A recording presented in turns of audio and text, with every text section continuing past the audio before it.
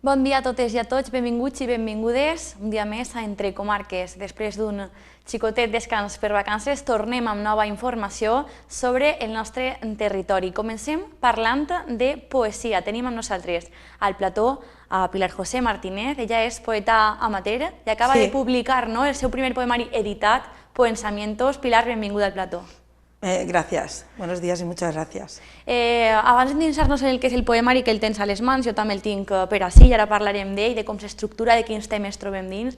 Sí que m'agradaria primer que et presentes, no, Pilar? Perquè tu ja portes molts anys així en Alzira, però no eres nascuda així a Alzira. No, nací en Quart de Poblet, llegué a la ciudad con unos 2 años, mi padre era guardia civil y tuvo el destino aquí en Alzira, y mis padres, aunque no eran de Alzira, vivían muy agradecidos a esta tierra.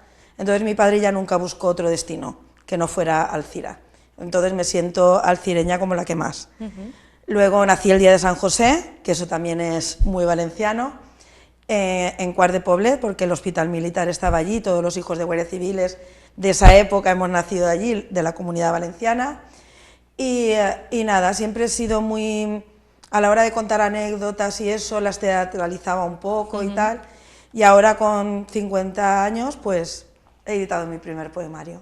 Del nacimiento el día de San José viene lo de Pilar José, ¿no? Lo de Pilar José, sí. Las monjitas del hospital no dejaban que me quitara mi madre el santo, entonces Pilar José. I ara que nomenes a ta mare, també deies que d'ella d'alguna manera te ve esta curiositat per la lectura y la escritura, ¿no? Sí, mi madre era de esa generación que tuvieron muy poca escuela, pero tenían mucha cultura. Entonces ella, la poesía de Gloria Fuertes, por ejemplo, siempre ha estado muy presente en mi casa y muy nombrada. Ella se las aprendía de memoria, nos las recitaba. Y también hacía como yo, cuando yo le contaba a mamá qué hacía yo cuando era pequeña y tal, pues siempre lo dramatizaba un poco. Y gracias a ella pues viene este lado poético que creo que tenemos los 4 hermanos. Lo que pasa es que la que más lo ha desarrollado he sido yo. Pero sé que los otros 3 también escriben algo de cuando en cuando y muy bien hecho. ¿Quan comences a escriure? Pues a escribir así como tal fue en el 2017, en 2016 perdí mi trabajo, bueno, me perdieron ellos a mí, y a raíz de ahí hablé con personas y una de ellas me dijo que escribir de manera terapéutica podía ser muy beneficioso, y la verdad que así ha sido. Empecé a soltar cosas, primero lo hacía para mí.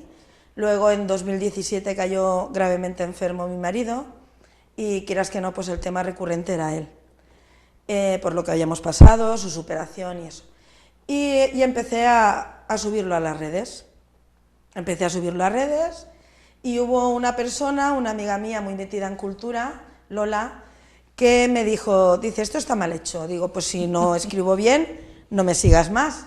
Y me dijo, no, tienes que encontrar un sitio donde nosotros que queremos leerte podamos encontrarte fácilmente. De ahí nació la página de Facebook A Corazón Abierto y nada, más mal o más bien, pues ahí fui subiendo mis poemas. La forma de escribir, pues la forma de escribir que tengo, me han etiquetado de poeta de lo cotidiano, me inspira la vida, unos días es el amor, otros días son las desgracias, y eso es lo que parece que gusta a mis seguidores. El día a día es un bon material, ya te digo, de inspiración. Sí. Es muy curioso porque a veces, claro, te contaban a lo mejor el caso de alguna pareja y tú lo escribías y había gente que pensaba que me había pasado a mí, que había roto mi matrimonio, que esto... No, no. Los escritores escribimos sobre muchas cosas y no tienen por qué ser autobiográficas, claro. Y eso es lo que creo que es más representativo mío, que escribo sobre la vida. Estàs fent incís en l'escriptura com a eina terapèutica, no? Que tots i totes en algun moment hem escoltat algú que escriu perquè li fa bé, no? I fins i tot els psicòlegs moltes vegades ho recomanen, no? A tu personalment, com t'ha ajudat el procés d'escriure? Pues me ha ayudado a sacar todo lo que llevaba dentro. Cuando llegó el despido y la enfermedad de mi marido, pues quieras que no, viví una etapa de duelo, entre comillas, porque no veía salida, me veía con 40 y pico años y que había acabado mi vida laboral y me enfrentaba pues a que mi marido estaba gravemente enfermo y decidí que no iba a tomarme ni un ansiolítico más, que no, que se había acabado, que tenía que buscar otras herramientas. Fui al psicólogo también, pero hubo una persona en concreto que me dijo, ¿por qué no escribes y sacas? Y la verdad que aparte he leído mucho sobre escritura terapéutica y mira tú la curiosidad, una de las cosas que más ayuda, aparte de, pongamos, sentimentalmente a la persona, al cerebro, es escribir, pero escribir manualmente. Y lo he hecho mucho, mucho. Después ya, pues viendo todo el material que iba saliendo, que a la gente de mi entorno le iba gustando, pues fue cuando decidí dar el salto a las redes. Es exponerte, es un día a lo mejor cometer una falta de ortografía, subirlo y darte cuenta y volver atrás o recibir comentarios negativos, es exponerte. Y creo que también me ha ayudado eso. Me ha ayudado muchísimo. Abrirme a mí misma, a no tener prejuicios, porque físicamente muchas veces también te veías un poco mal. Y todo esto me ha ayudado a ser yo misma. A atrevirte, ¿no? Sí. A que no siga ya l'escriptura una cosa privada, sinó Ahí estamos. que tot el món pugui accedir a aquests Sí, poemes. porque, mira, se da un dato curioso de que yo no soy coach, ni me las doy de coach, ni nada. Pero sí que hay poemas míos que luego me han escrito por privado y me han dicho que en un momento dado de su vida les ha ayudado esas palabras.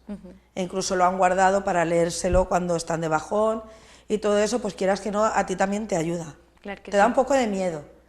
Que la gente busque en ti ayuda, pero también es gratificante. A Corazón Abierto era una pàgina de Facebook Sí. I després decidixes donar el salt, no?, de la pantalla a les prestatgeries, no?, i publicar el teu primer Sí. poemari, que és el que tens a les mans. Pues sí, fue muy meditado. Yo con esta editorial Diversidad Literaria, me han llevado de la mano todo el camino y la recomiendo a quien quiera empezar, porque con nosotros los noveles se portan muy bien y nos ayudan muchísimo. Y yo me presenté a varios concursos con ellos. Y yo enviaba el poema y tal, lo iba ganando, iba saliendo en antologías. Y hubo un día que me propusieron hacer algo, pero en compañía de otros escritores. Yo trabajo fuera de casa, entonces yo no puedo seguir el ritmo a lo mejor a una persona que se dedica las 24 horas del día a esto. Entonces siempre lo declinaba. Cuando me hicieron el tercer intento ya, que me dijeron, es que nos gusta mucho cómo escribes, les dije, pues voy a hacerlo yo sola. Y me dijeron, pues vamos a ello. Surgió el inconveniente de que yo quería que los poemas que habían en A Corazón Abierto no se perdieran. Entonces les propuse hacer la antología. Ahí hubo un poco de pique, entre comillas, y cuando ya estaba a punto de colgar, entonces oí una vocecita que me decía, espera, espera, por teléfono. Y me dijo, es que me has convencido, digo, y yo le dije esta explicación. Tengo 52 años, esto no es un juego, esto es una cosa que está muy meditada, hecha con muchas ganas, y creo que la selección también ha sido muy buena.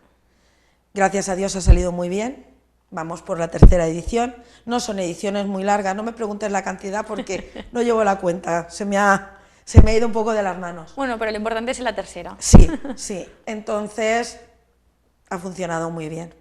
Per tant, és una selecció de poemes Sí. que ja se podien trobar en Sí. A Corazón Abierto. Sí. Hay algunos que, cuando empecé a hacer la selección de los poemas, hay algunos que no he tocado. No porque, igual como me sentía en ese momento, los he vuelto a leer y no han sido tocados para nada. Hay otros que sí, que me he adaptado a lo mejor a 5 años después, de cuando los había escrito, pero es eso. Hice una selección de unos de los más antiguos para que la gente que se había incorporado de nuevo a la página no dijera, ¿sabes?, darles un poco de juego. Claro. Y la verdad que ha resultado muy bien. Quins són els temes més representatius de la teva obra? Bueno, pues lo representativo está exactamente aquí. El poemario está dividido en 3 partes. La primera parte habla de amor, indiscutiblemente, porque fue a la primera persona a la que le escribí, a mi marido Antonio. La segunda parte habla de temas sociales, enfermedades, hechos, cosas que el día a día vamos viendo. Y la tercera parte es más bucólica, es una cosa más para la gente más joven, donde desmonto al príncipe azul, y hay algunos cuentos que los he transformado a mi forma de ver la vida. També n'hi ha contes, per tant. També n'hi ha contes transformats, no? Sí, des de la teva perspectiva. En poesía, sí. Pel que estaves dient de la temàtica social, quan entres a la pàgina Corazón Abierto, només en que mires un poc, de seguida veus aquest interès per la temàtica social.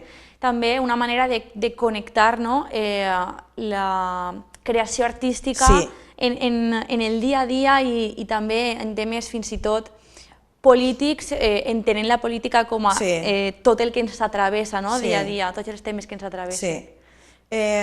Es eso, intentar dar visibilidad a enfermedades. Intento, cuando me ponga a escribir sobre algún tema en concreto que no he vivido yo de cerca, pues intento buscar documentación para no ofender, pero intento dar visibilidad.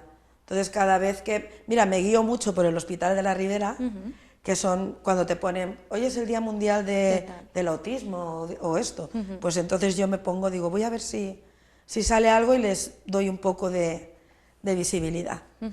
Visibilitat com a un dels objectius que persegueixes en la teva escritura. Pilar, jo sé que has seleccionat alguns poemes per a llegir. Com el llibre està dividit en 3 parts i tenim diversos poemes, si te sembla un dels poemes els podem llegir ara. Muy bien, pues vamos a empezar por el amor. Vale. Te explico que todos los escritores de los libros que escriben siempre tienen alguno que es su preferido, aunque a lo mejor al público no lo transmiten. Aquí en este libro está, para mí, el poema en excelencia, que es este. Se llama Anatomía. Su espalda medía 50 besos de largo y otros 50 de ancho. Su cuello era salina donde mi boca recuperaba su aliento. El sol de media mañana nos sorprendía donde la luna nos había dejado, enroscadas las piernas y agotadas las ganas. Las tareas de la mañana reclamaban nuestra atención y dejábamos la cama, no sin antes decirnos un buenos días, lleno de pasión. Así eran las mañanas, después de unas noches donde descubrimos que tocar el cielo era posible. La rutina se podía llevar, los mordiscos y la lencería, pero el amor y su espalda sin medida siguen a mi lado como el primer día. Qué bonito, te echas de memoria, Pilar. Sí, es que, a ver, toda esta parte tiene mucho de mí, de mi vida con mi marido y sí. Les presentacions del llibre t'han fet llegir també? Sí, leo yo, invito a gente a leer, o me salen espontáneos, amigas mías que dicen, te voy a leer un poema en la presentación, pero no te voy a avisar cuál. O cogen uno, como hizo mi hermana en la última presentación que hicimos en Manuel. Mis hermanas, una habló de mi trayectoria con un poema mío y otra cogió un poema mío y lo transformó para presentarme. Y invito a la gente a que participe.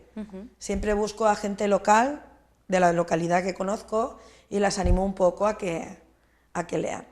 Com està sent aquest procés de presentar el llibre en les diferents localitats? Entenc que a Alzira... Sí, sí. Aquí en Alzira lo presenté en octubre, cuando salió, en octubre del 2024. Fue una presentación preciosa, estuvo muy bien. Agradezco a la Biblioteca de Alzira toda la ayuda que está dando. Aparte, te quería hacer un pequeño inciso. Hemos creado como una pequeñita asociación, Alzira Poética, y estamos encontrando mucho apoyo por la Biblioteca de Alzira y quería hacer mención hoy. Pues nada, tanto la editorial como yo nos ponemos en contacto con bibliotecas, ayuntamientos y vamos buscando huecos y ya está. Intento ir a sitios donde sé que hay gente que me sigue, pero quiero aventurarme también a sitios nuevos, porque la verdad que ha dado la casualidad de que a lo mejor han comprado algún libro para regalárselo a alguien que no me leía y le ha gustado. Entonces quiero enfrentarme a eso, no solo a la gente que ya me sigue, sino a gente nueva, a ver què tal. I per a la gent que puga estar veient-nos i potser també escriu, però de manera amateur, aquest salt a publicar, com el descriuries? Quins obstacles t'has trobat i també quines recompenses? Pues, a ver, hay dos maneras de hacerlo. Está la autopublicación, que está muy bien. Hay editoriales muy buenas que se dedican a la autopublicación y también te llevan de la mano, te ofrecen maquetación, portadas, todo. Pero yo no lo veía. no me veía yo enviando por el ordenador, no soy muy dada a eso. Entonces, al salirme la oportunidad con diversidad literaria, pues di el salto. Una manera que yo recomiendo mucho, acude a actos, acude a muchos actos, presenta tus poemas a muchos concursos, porque una vez puedes saltar la liebre, ¿sabes? Como me pasó a mí. Entonces yo lo que haría, las dos opciones que hay es la autopublicación y la publicación con editorial, y nada, ir tanteando.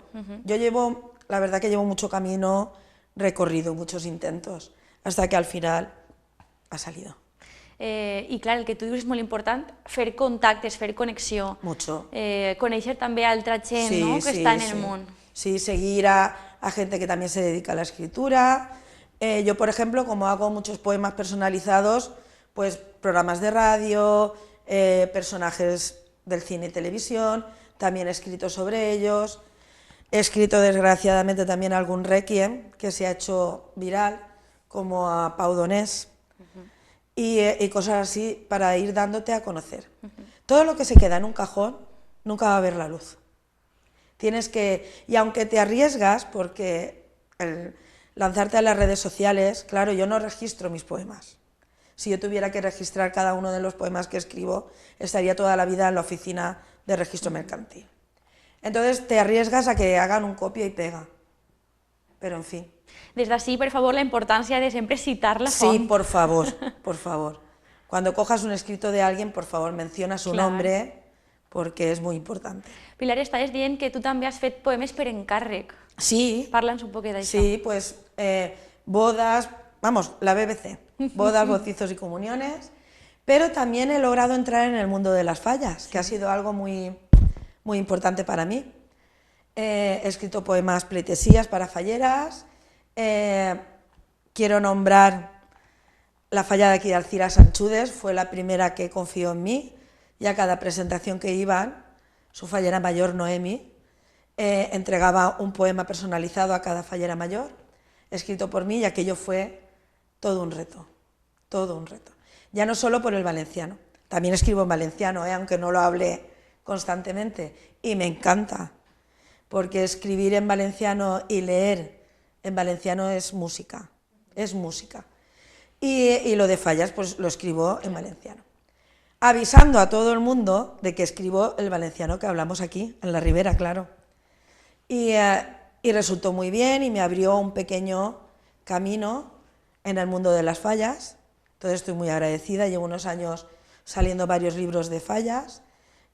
Ayudé incluso a una falla a hacer la crítica de la falla, me arriesgué, no había hecho nunca nada así, pero... Jo crec que sobretot estant en Alcira, en algun moment s'ha de provar a participar en el món literari que n'hi ha dins de les falles. Claro, es un mundo con mucho protocolo, Sí. Con mucho protocolo, pero tú sabiendo ya el protocolo a la hora de mencionar todo lo que hay que mencionar en una pleitesía, a la gente que hay que nombrar, para mí ha sido muy gratificante. Ha sido, vamos, una experiencia que espero seguir viviéndola, muy gratificante. Pilar, mos llegeixes un poema de la segona part del llibre? Sí. La segona part havies dit que estava dedicada a temes socials. A temas sociales. Mira, como tenemos, no me gusta politizar la poesía, pero como tenemos el conflicto palestino-israelí, quiero hablar de las guerras. Nunca conocí ganadores después de una guerra. Sí conocí heridos, muertos y exiliados. Nunca vi un país salir victorioso de una contienda, pues tanto vencidos como vencedores acaban llorando alguna pérdida. Sí observé cómo edificios quedaban destruidos y personas enterradas bajo sus piedras. Nunca pensé ganar la razón usando la fuerza de la forma más cruenta. Nunca conocí vencedores después de una guerra. Sí conocí huérfanos, madres rotas y personas que perdieron su patria, su religión y su bandera. A día de hoy nos encontramos con 56 conflictos bélicos abiertos y también es un tema al que hay que darle visibilidad, aunque sea triste. Pilar, sempre has escrit, sempre t'has expressat a través de la poesia o has provat també amb altres gèneres literaris? No, siempre a través de la poesía. Lo que pasa que no lo puedo ocultar porque hay mucha gente que lo sabe, que sí que me gustaría, tengo una novela medio hirvanada y sí que me gustaría dar el salto, sí que me gustaría intentarlo. A ver, si te gusta escribir, meterte en novela, lo interesante de eso, para mí lo que está resultando más interesante hasta ahora es la documentación. Te tienes que documentar muy bien sobre la época que escribes, sobre los temas que eliges, y lo que me está costando, que ahí sí igual iré a dar algunas clases o algo, porque claro, el enlazar los diálogos, y eso es lo que más me... pero que ahí está. Ara que has dit lo de les classes, sí que volia preguntar-te, Pilar, clar, tu comences a escriure de manera privada, després quan decidixes primer exposar-te en xarxes, que estaves dient que ja és un pas molt gran perquè els poemes passen a ser públics, de tota la resta de persones, i després a publicar en paper. En aquest procés t'has hagut de formar d'alguna manera? Has tingut alguna inquietud que no sabies per on tirar y has dit, vaig a buscar, no sé, mentoría? No, porque mira, mis versos no tienen métrica, es verso libre. Entonces no he necesitado, pues voy a empezar a ver los sonetos, no. Escribo, soy un poco kamikaze. Soy tan kamikaze que hay veces que he subido el poema a la red y luego me ha costado volver atrás y rectificar porque alguien por privado te ha dicho ese acento, esa H, ¿sabes? Pero no, he sido autodidacta.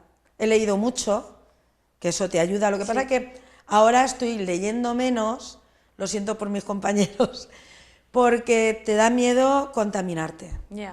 Entonces estoy viviendo estos 2 años muy fluidos sobre mí misma, intentando no, ¿sabes? 2 anys perquè és el temps que tens amb la... Sí, tengo 2 años de contrato con la editorial y quiero sacarle todo el partido que pueda. Ellos, a la mínima que les digo que necesito algo para un evento, que están a mi disposición. Creo que para ellos también ha sido una sorpresa que en poesía se llegue tan rápido a una 3ª edición, porque desgraciadamente la poesía no es algo que se venda mucho. Pero mira, algunos colegas y yo hablamos de que un libro de poesía puede ser un libro de cabecera, perfectamente.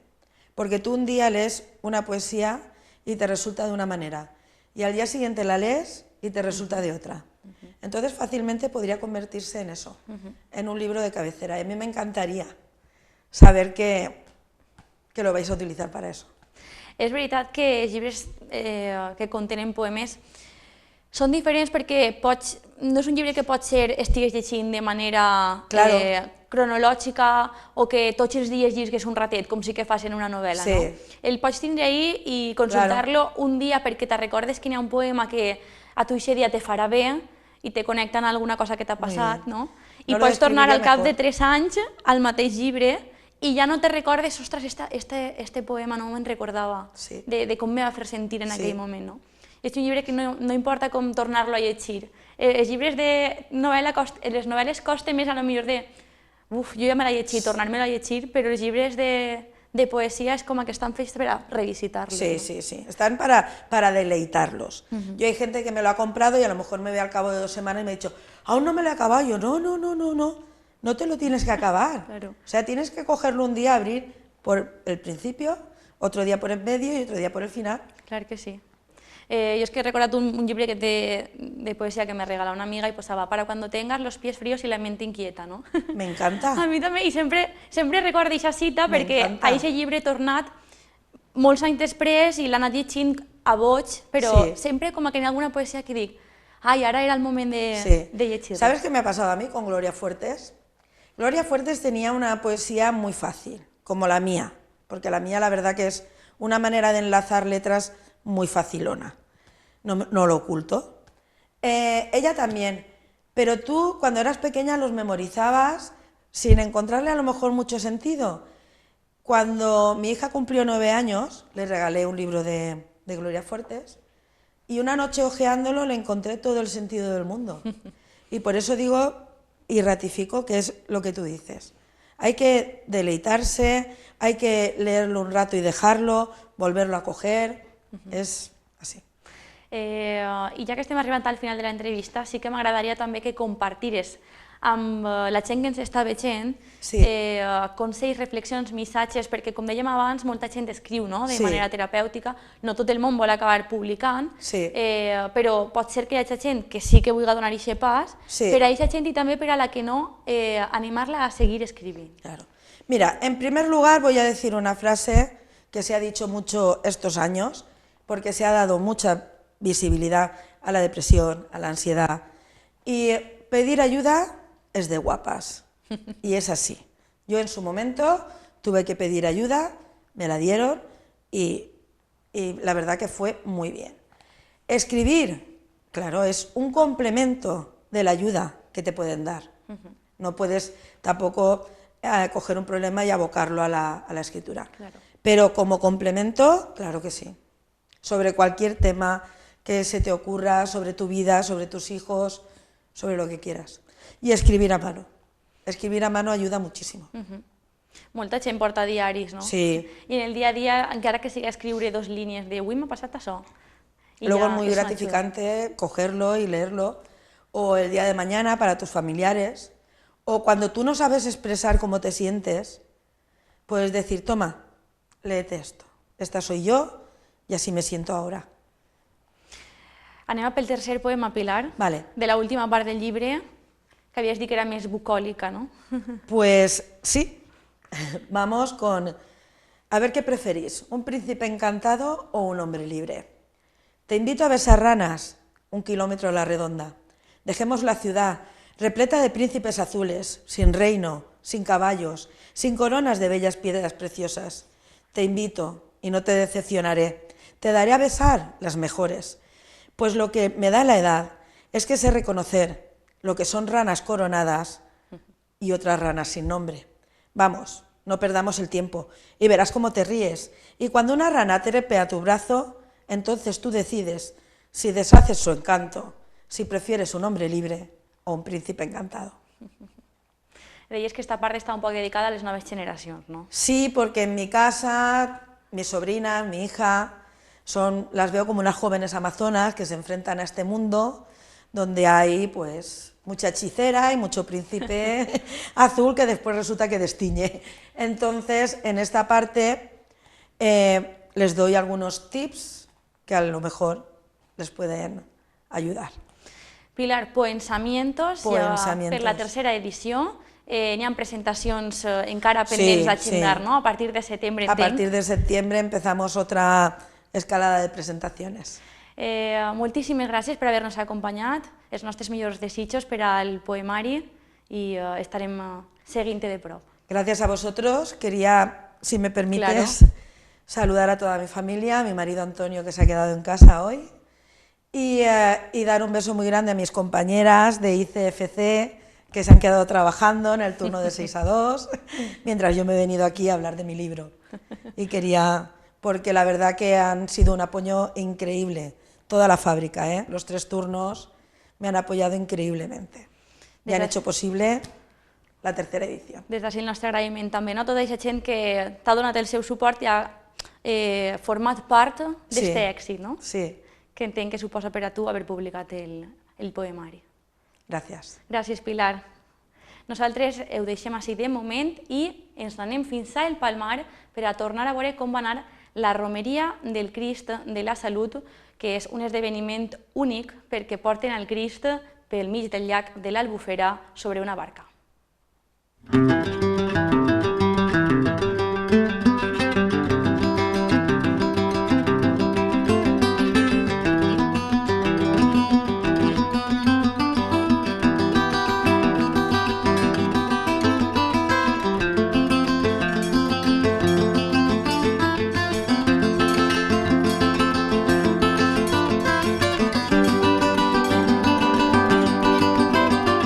El Palmar ha rebut visitants de tot arreu del territori en la seva tradicional romeria en honor al Crist de la Salut, patró d'esta pedania de València, una tradició que se celebra cada 4 d'agost des de 1976, després que la imatge peregrina de la Verge dels Desemparats processionara per l'Albufera un any abans. El dia de festa gran comença a la parròquia del Xiquet Jesús de l'Hort, des d'on la imatge del Crist ix en cerca vilà descansant sobre els muscles dels portadors del Palmar.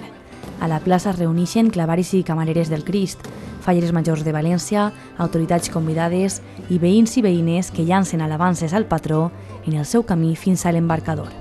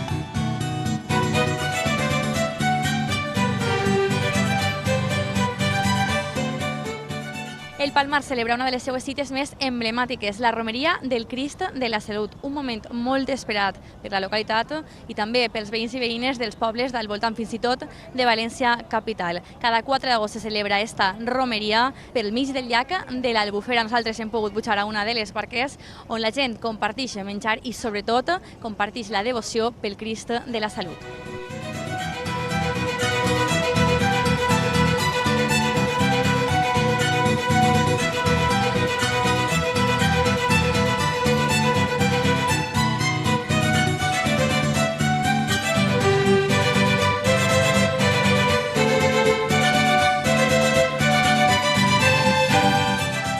A l'embarcador el Crist és pujat a una de les barques, així com la banda de música, la coral i totes les persones participants en la romeria.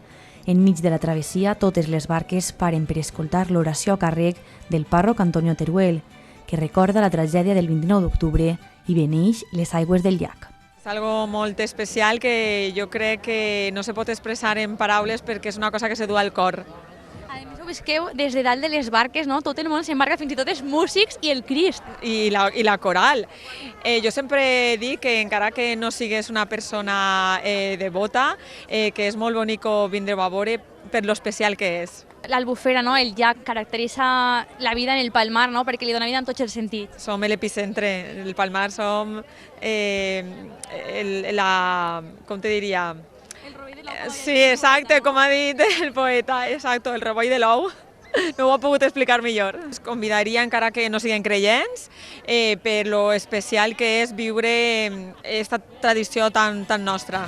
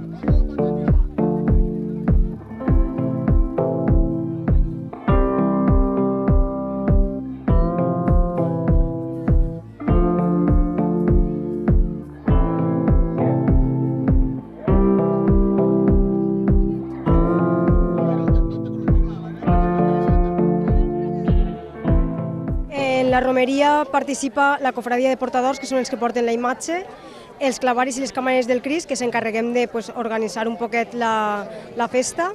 Després ve la banda de música, venen les falles majors de València, les seues Corts d'Honor, ve totes les falles de poblats al sud i tots els veïns i veïnes de València, de tots els pobles limítrofs a l'Albufera, i la veritat és que compartim tots la devoció al Crist i aprofitem en aquest moment per a demanar-li per salut i per a que beneïsca les aigües de l'Albufera i també demostrar la nostra gratitud any rere any. Se beneeixen les aigües perquè sempre ha sigut tant la pesca com la caça les professions més demandades així en el poble i aleshores se demana per tots els treballadors. El Señor ha dicho, el que esté sin pecado que tire la primera piedra. Reconozcámonos pues pecadores y perdonémonos los unos a los otros desde lo más íntimo de nuestro corazón.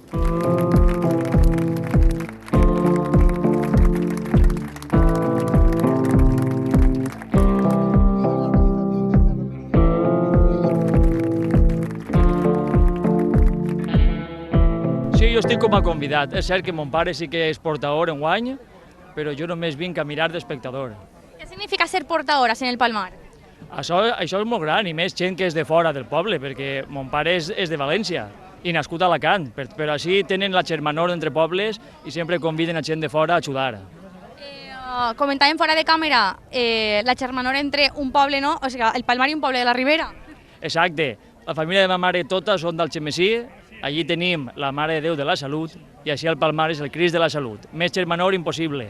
Una festa que pel poquet que hem pogut veure, encara anem ara a endinçar-nos en la barca, té moltíssima participació. Sí, és cert. Tot el poble es volca així i la gent de tota l'Albufera, de tot al voltant, també. Això és per gaudir tots.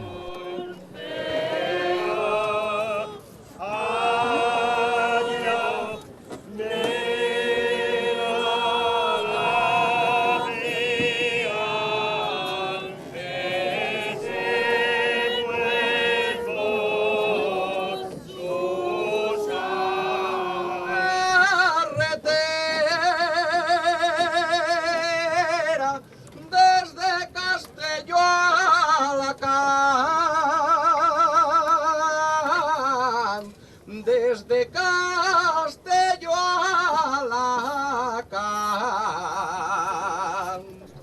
Senyors, sabeu on estem? En el rovellet de l'ou. Per pagar lo que ens envolta no aplegaria cap sou. És la tradició i cultura que als paladins es commou. La idiosincràsia més pura, lo que al cor trencat sutura de lo que mai tenim prou. Crist sant, tu que saps, hi ha un pobre poeta estàs escoltant. Què significa ser portador del Crist de la Salut? Pues és molt important perquè el Cristo és algo molt sentit en el Palmar. Jo vinc al Palmar molt sovint per temes de professional, de defensa de l'anguila, de l'Albufera. Entonces, el tema de ser portador és per a mi una forma de participar més en el Palmar i de sentir-me molt implicat i molt identificat en el Palmar. A més que ser portador del Crist és important per al meu sentiment religiós. Com funciona el tema dels portadors? Van canviant cada any, se mantenen al llarg del temps?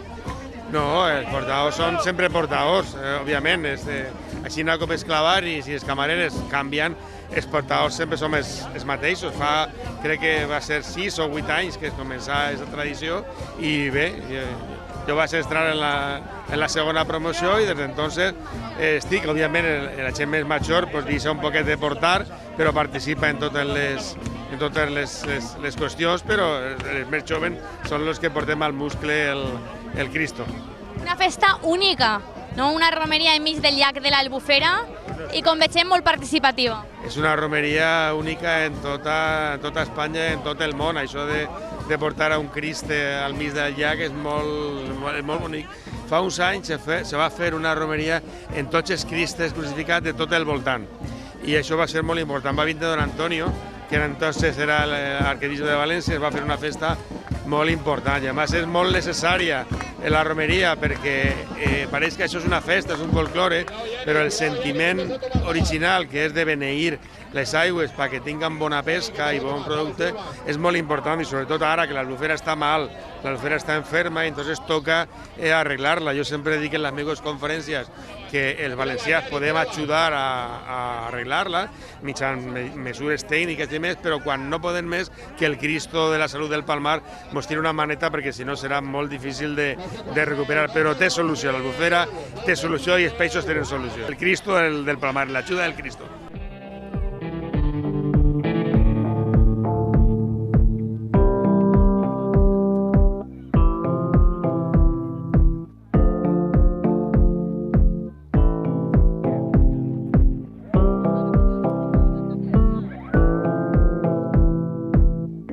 Pues jo crec que la romeria del Palmar és un acte que tot el món coneix, però que no tot el món té el privilegi de viure-lo en primera persona. Així que estic molt feliç perquè he vingut de Valenciana a donar un passeig en barca, però no el dia de la romeria, així que ha sigut impressionant i molt contenta. Alguna vegada havies viscut un passeig per l'Albufera? Sí, moltes vegades, la veritat. De fet, he fet regalos d'aniversari que eren donar una volta en les barques. Una festa, Berta, que rep moltíssima participació, no? Heu vingut també de València i d'altres pobles alrededor. Sí, hem vingut de València, han vingut falleres majors del Perelló, he vist les candidates a fallera major de València, de Rascanya, me pareix. Jo crec que és un acte que crida molt l'atenció a tot el món.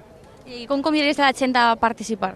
Jo crec que no hi ha ni que convidar, és un acte que hi ha que viure una vegada en la vida, la romeria del Palmar, i més si eres valencià no te pots perdre, però si eres de fora més aún encara, perquè si no has viscut un passeig en barca en la romeria tens que fer-ho ja.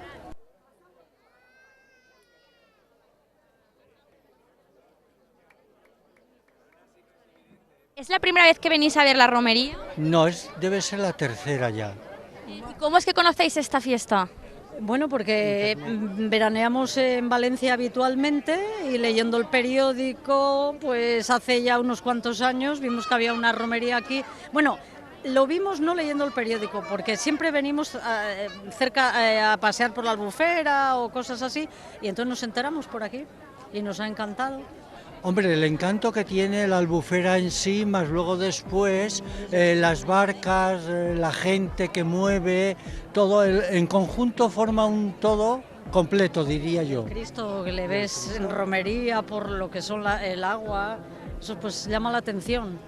Yo nunca había visto una romería, vamos, procesionar un Cristo en el agua.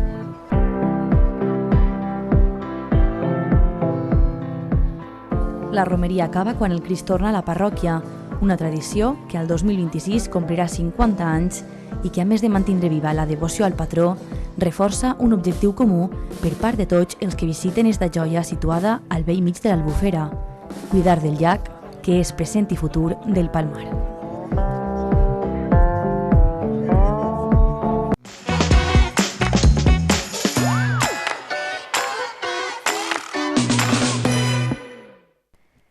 Encetem ara una altra de les seccions habituals del programa, el repàs per la informació més rellevant de la passada setmana. Comencem parlant de trasplantament colorectal, perquè la comunitat científica amplia les indicacions per al trasplantament hepàtic després d'un estudi espanyol liderat per la FE. La comunitat mèdica ha fet un pas històric en el tractament de càncer hepàtic metastàtic. A partir d'ara, en alguns casos molt concrets de metàstasis hepàtiques de càncer colorectal i resegables, podran rebre un trasplantament de fetge, una opció que fins ara no estaba contemplada. A la vista de preliminares y con la información de otros estudios internacionales, la reunión de los grupos de trasplante hepático decidimos incluir esta nueva indicación en el arsenal terapèutic del trasplante hepàtic. La decisió arriba després de donar fi al reclutament de l'estudi Transmetir, liderat per l'Hospital Universitari i Politècnic La Fe de València, i amb la participació de 22 grups de trasplantament de tot l'Estat. Els resultats preliminars indiquen que aquesta estratègia pot oferir una supervivència i una qualitat de vida superiors a les que s'aconsegueixen amb la quimioteràpia convencional. Y el objetivo es validar los dos principales estudios que existen en el mundo. o 3 principales estudios que existen en el mundo sobre el trasplante hepático en pacientes con metástasis hepáticas de carcinoma colorectal, que es una indicación novedosa y lleva ya 3 años desde que se inició la inclusión del primer paciente. Tenemos todavía que esperar un poco más de tiempo de seguimiento, pero es importante en cuanto que hemos realizado ya 34 pacientes. Els candidats han de tindre uns requisits, com el de tindre el tumor primari extirpat, no presentar cada afectació fora del fetge, mantindre un bon estat físic i haver respost prèviament a la quimioteràpia, entre altres. Tienen que ser pacientes con metástasis únicamente limitadas al hígado, que no puedan ser extirpadas quirúrgicamente, que no tengan enfermedad extrahepática, que no tengan alguna mutación genética, como por ejemplo el gen BRAF, que es un gen que aporta peor pronóstico, que hayan recibido quimioterapia, que haya pasado un tiempo de un año desde el diagnóstico hasta la indicación del trasplante. Básicamente estas son las indicaciones principales y son los criterios que deben cumplir los pacientes. La mesura s'ha vist afavorida també per l'augment d'òrgans disponibles a Espanya i la reducció de la llista d'espera gràcies a tractaments com el de la hepatitis C i l'expansió de la donació asistòlica controlada. Entre els beneficiaris està José Manuel, que avui viu amb més qualitat de vida, una revisió mèdica cada 2 mesos i nous hàbits saludables. La vida te cambia mucho. Porque cuando yo estaba con la quimioterapia, cada 2 semanas tenías que ir a hacerte el tratamiento. Yo ahora mismo, después del trasplante, no tengo ningún tipo de tratamiento. Sí que es cierto que tengo controles cada 2 meses para ver si se reproduce en otra parte del cuerpo, etcétera, pero no tiene nada que ver. El treball pioner de l'Hospital de la Fe i la col·laboració d'equips de tot l'Estat han permès establir uns criteris clars amb un seguiment rigorós que garantisca la seguretat i l'eficàcia del procediment. Una fita que combina investigació, innovació i solidaritat i que ofereix una nova esperança a pacients que fins ara no tenien cap altra eixida mèdica. I en ple debat de l'acord comercial de la Unió Europea amb el Mercosur, l'Associació Valenciana d'Agricultors, AVASAJA, ha advertit del gran i intolerable risc fitosanitari que comporten les importacions de cítrics procedents dels països del Mercosur, especialment d'Argentina, Brasil i Uruguai, després de conèixer-se el nou informe de la plataforma Traces de la Comissió Europea. Els agricultors valencians han encès totes les alarmes. Diuen que estan arribant a Europa cítrics de països com Argentina, el Brasil i l'Uruguai, amb plagues molt perilloses capaces de fer molt de mal al camp valencià. Segons l'últim informe europeu, només en el mes de juliol s'han detectat 26 carregaments contaminats amb taques negres que danyen el fruit, amb malalties bacterianes que ataquen els arbres o amb fongs que provoquen ronxes dels cítrics. Argentina encapçala el llistat amb 21 casos, seguida del Brasil amb 3 i l'Uruguai amb 2. Però no són els únics, també han arribat cítrics de Sud-àfrica i Swazilàndia amb la mateixa plaga i fins i tot algunes albergines sud-africanes portaven el Sirtotrip auranti, un insecte molt agressiu que ja s'ha convertit en una plaga més nociva per a la nostra agricultura. L'Associació Valenciana d'Agricultors reclama a la Unió Europea que no siga tan permissiva. Volen que si un país envia massa fruita amb plagues, se li tanque directament la frontera fins que es garantisca que el producte és segur. El president Cristóbal Aguadó acusa els dirigents europeus d'incompetents i assegura que permetre l'entrada d'aquestes malalties és jugar amb el futur de l'agricultura i de l'alimentació. Per això insisteix que les inspeccions s'han de fer en l'origen i que cal prendre decisions valentes abans que siga massa tard. I com no podia ser d'altra manera, hem de dedicar un espai a les festes dels nostres pobles que estem visitant. Ja saben que molts pobles del voltant tenen festes que comencen en juny, juliol, agost i s'estenen fins a setembre. En aquest cas anem fins a Guadassuar i anem a revisitar l'última gran cita de la setmana passada, la seva processó en honor a la patrona de la localitat, a la Mare de Déu de la Misericòrdia. Guadassuar continua celebrant les seues festes d'estiu amb gran participació de veïns i veïnes. Dijous 7 d'agost, el poble s'ha vestit de gala per homenatjar la seva patrona, la Mare de Déu de la Misericòrdia. Les quintes nascudes al 1978 han estat les encarregades d'organitzar la festa i tot i ser només 5, asseguren haver treballat de valent perquè la Mare de Déu de la Misericòrdia tinga un dia gran com es mereix. La Mare de Déu de la Misericòrdia és la mare del nostre poble, no? És la mare de tots els guadassuarencs i per a nosaltres pues, és acompanyar-la, o sigui, fer-li, donar-li les gràcies en este dia. Amb molta il·lusió, moltes ganes i sobretot en ganes de passar-ho bé i estar a l'altura de lo que la Mare de Déu mos demana. Un altre dels objectius de les festeres any rere any és aconseguir que aquesta tradició perdure, ja que, segons la crònica, la devoció a la Mare de Déu de la Misericòrdia es remunta en Guadassuar al segle XV, amb la creació d'una confraria que va existir fins al segle XVIII i que era la més rica de la parròquia. Avui en dia preservar les tradicions és un poquet difícil, però sí que és de veres que sense les tradicions del nostre poble pues perdem la nostra identitat, o sigui que és superimportant mantindre les festes i animar-se a ser festera. Després del llançament de salves, la cercavila de les festeres i la missa del matí, la vesprada reprenia les activitats amb la solemne processó en honor a la patrona, que des de l'església parroquial recorre l'itinerari de costum. Com marca la tradició, els festers de Sant Vicent Màrtir, patró de Guadassuar, han estat els encarregats de portar la imatge, com a quintos de les festeres de la Mare de Déu de la Misericòrdia.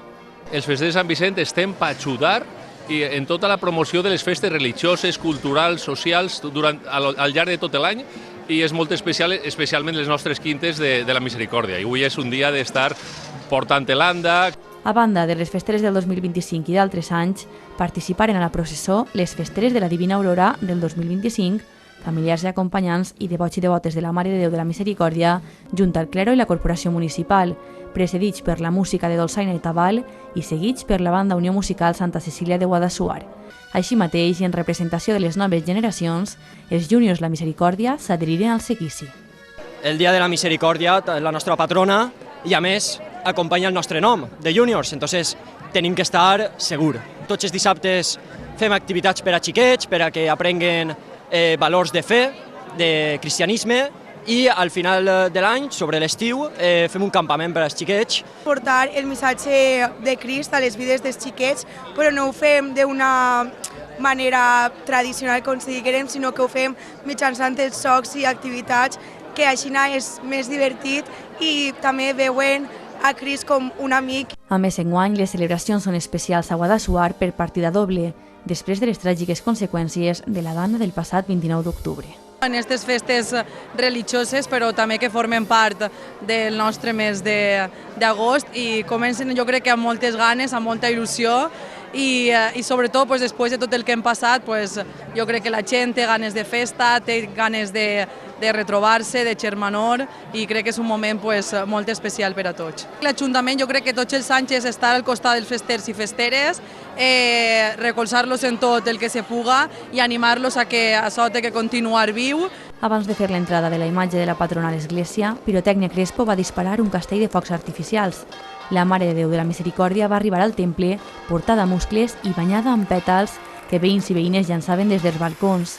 Finalment es cantaren els gojos i la nit dona pas al sopar de germanor i l'actuació de l'orquestra de la tribu.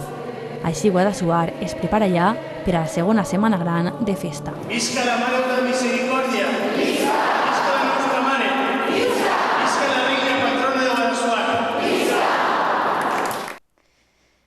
I ara ens acostem fins al Cira, obert el termini d'exposició pública de 45 dies del Pla de la Vila, la normativa que afecta a les cases de la Vila d'Alzira. L'objectiu és fer compatible el foment de les energies renovables amb la protecció del patrimoni. La Vila d'Alzira compta amb unes normes urbanístiques especials des del 2018, precisament per protegir aquest entorn a través d'un pla especial.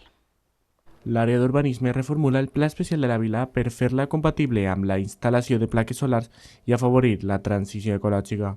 Amb este canvi normatiu, l'Ajuntament vol trobar un equilibri entre la protecció del patrimoni i la integració de sistemes sostenibles, com les plaques solars, sempre tenint en compte criteris estètics i d'impacte visual, per tal que s'adapten de manera respectuosa a l'entorn urbà. Bé, és un objectiu que perseguien des de fa temps. De fet, vam aprovar ja farà uns mesos l'informe ambiental i territorial i al final una de les línies de treball que tenim és afavorir la transició energètica. Un nou pas que sabem que és especialment complex perquè afecta unes normes de protecció, però que volíem també entrar ahí és la qüestió del pla especial de la vila per a fomentar també, o almenys flexibilitzar i no ficar més restriccions en el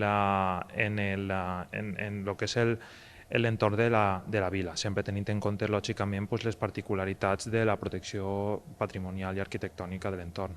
Cal recordar que la vila d'Alzira compta amb una normativa urbanística especial aprovada l'any 2018, que establia una sèrie de limitacions estrictes pel que fa en intervencions en els edificis, amb la finalitat de preservar el patrimoni arquitectònic i històric de la zona. Bé, la problemàtica que tenim en la vila és la que tenen realment tots els centres històrics protegits, vull dir, tenen unes normes de protecció que buscar una harmonia en l'entorn, establir uns criteris comuns precisament per aquesta protecció, però clar, en els últims anys ha hagut un increment i un mandat molt clar de la normativa europea, estatal, autonòmica, per afavorir les energies renovables i l'autoconsum. Ara comença el termini d'exposició pública de 45 dies del Pla de la Vila d'Alzira, una fase molt important en el procés de modificació d'esta normativa urbanística.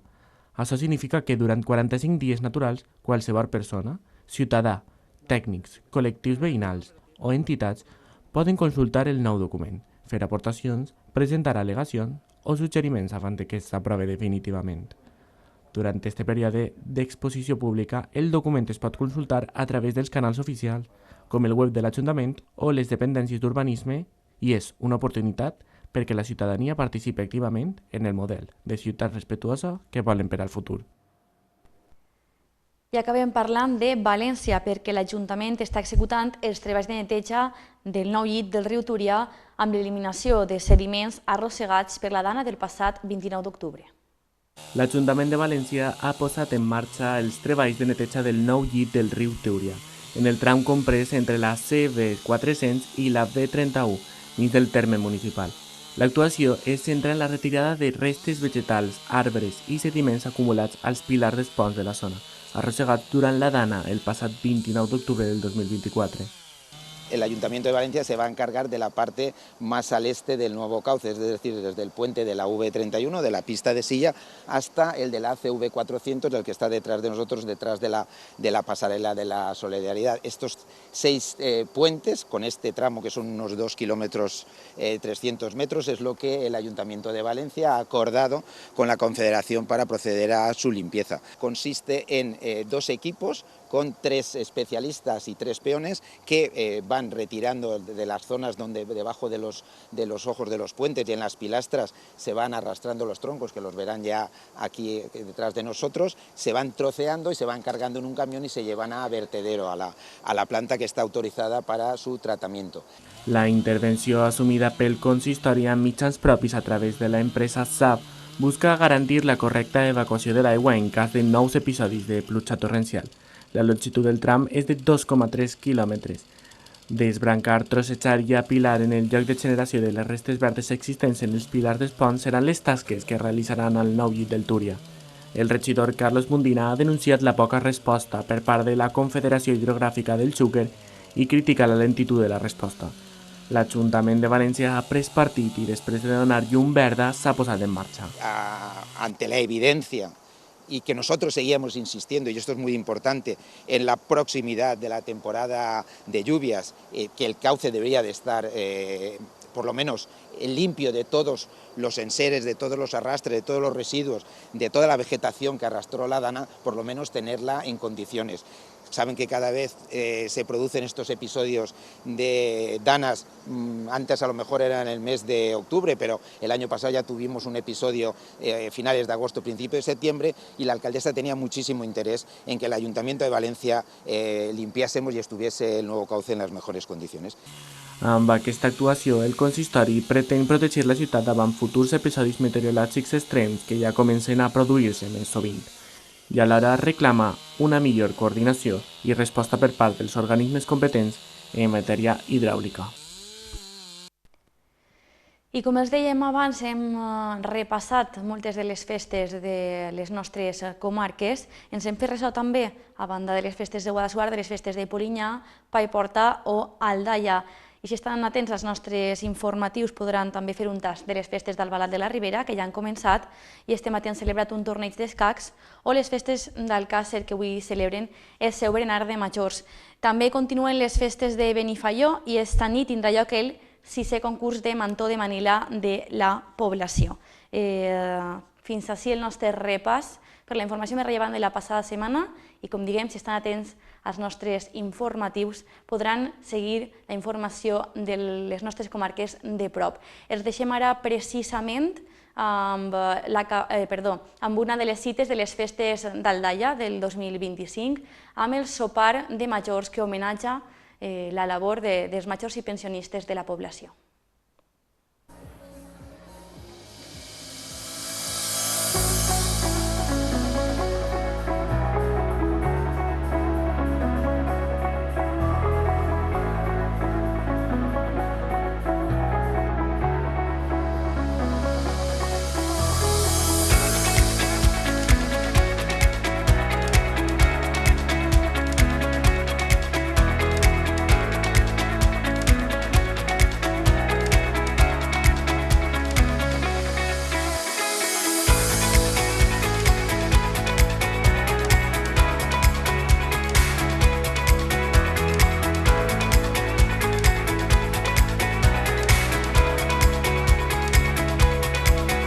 Una de les tradicions que millor simbolitzen la nostra terra en estiu és el sopar a la fresca.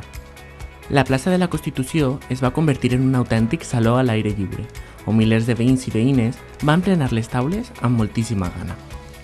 Però sobretot amb ganes de passar-ho bé, i és que no hi ha res com sopar a la fresca en bona companyia, i més quan l'escenari és el cor del poble i els protagonistes són els més veterans de la ciutat.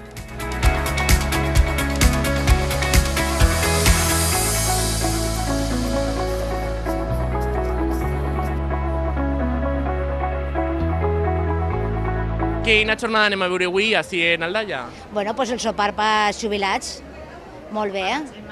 És la primera vegada que veniu? No, jo la segona. Jo la primera. Jo també soc la primera, però no la primera. Sempre vinc, quasi. Él és d'aquí. I què espereu del dia d'avui? Passar-ho bé, suposo? Pressupost. I estàs en la gent del poble, veus a molta gent que en tot l'any pràcticament no l'ha vist, i més en el que nos ha passat enguany, però bueno, l'any passat, i bé, molt bé, els veïns i les veïnes i tot.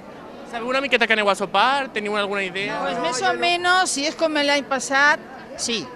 ¿Qué nos podrías contar? Pues uno es de fiambre i l'altre és de pimentó en tollina, un pisto molt bo, i ho fiquen tot molt bé perquè tinguem alegria, per donar alegria al Aldaia. Pues muchísimas gracias. Hay que darle alegría al Aldaia porque ha pasado mucho, ¿eh? A todos los pueblos de la Ribera y todo lo que ha pasado de la Dana.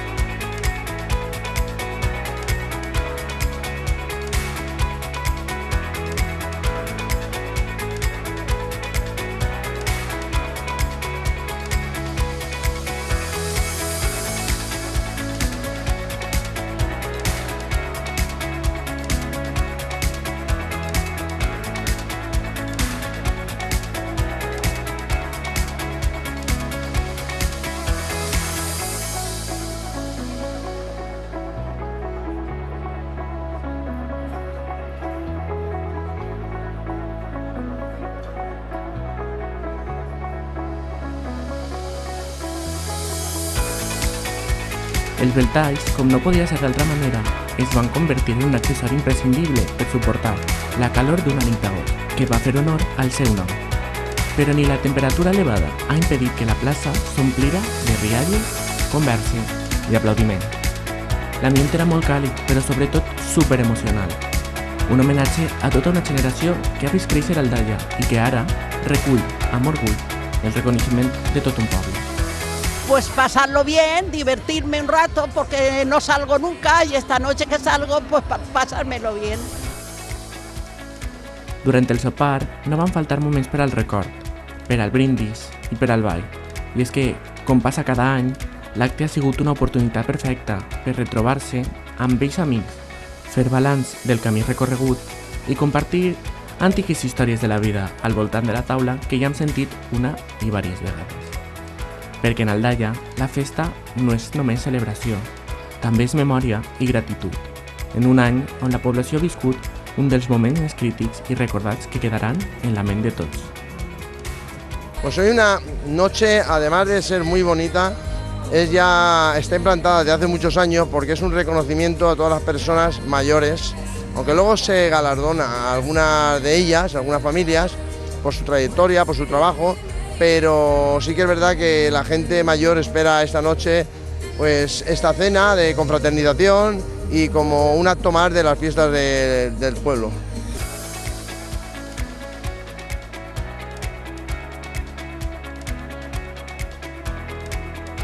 Les autoritats municipals, amb l'alcalde al capdavant, també van voler acompanyar els assistents i destacar la importància de cuidar i escoltar i posar en valor a totes aquestes persones que han fet créixer l'Aldaia dia a dia i que ara tenen una edat més avançada.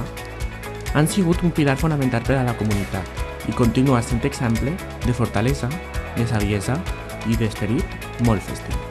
Sí, és una nit molt emotiva. La gent major ve, moltíssima gent, ven en torno a 3.000, 2.000, 3.000 persones i és molt sentimental. La gent espera això, més que per la qualitat o quantitat, per estar tots junts, el poble, festa. Està molt bé, ja ho veurem. L'ambient era immillorable. Música de fons, perfum dels entrepans acabats de fer i una organització que va cuidar cada detall perquè ningú es quedara fora d'esta gran cita. Una velada que, a més de festiva, també va ser emotiva, ja que va servir com a homenatge col·lectiu a totes les persones que han fet créixer Aldaia amb el seu esforç, treball i dedicació. Un sopar que va ser molt multitudinari i estava conformat per un gran sortit de marxar. Tenéis que contar lo que lleva. A ver, tarta, el vaso, café, bocadillo de tollina, un bocadillito de fiambre, unas papas, unos cacaos y bebida. La bebida. El tradicional sopar va tornar a demostrar que a Aldaia les festes majors també són sinònim d'unió, de convivència i de poble. Una nit per gaudir, sí, però també per recordar que darrere de cada festa hi ha històries personals que mereixen ser contades i celebrades.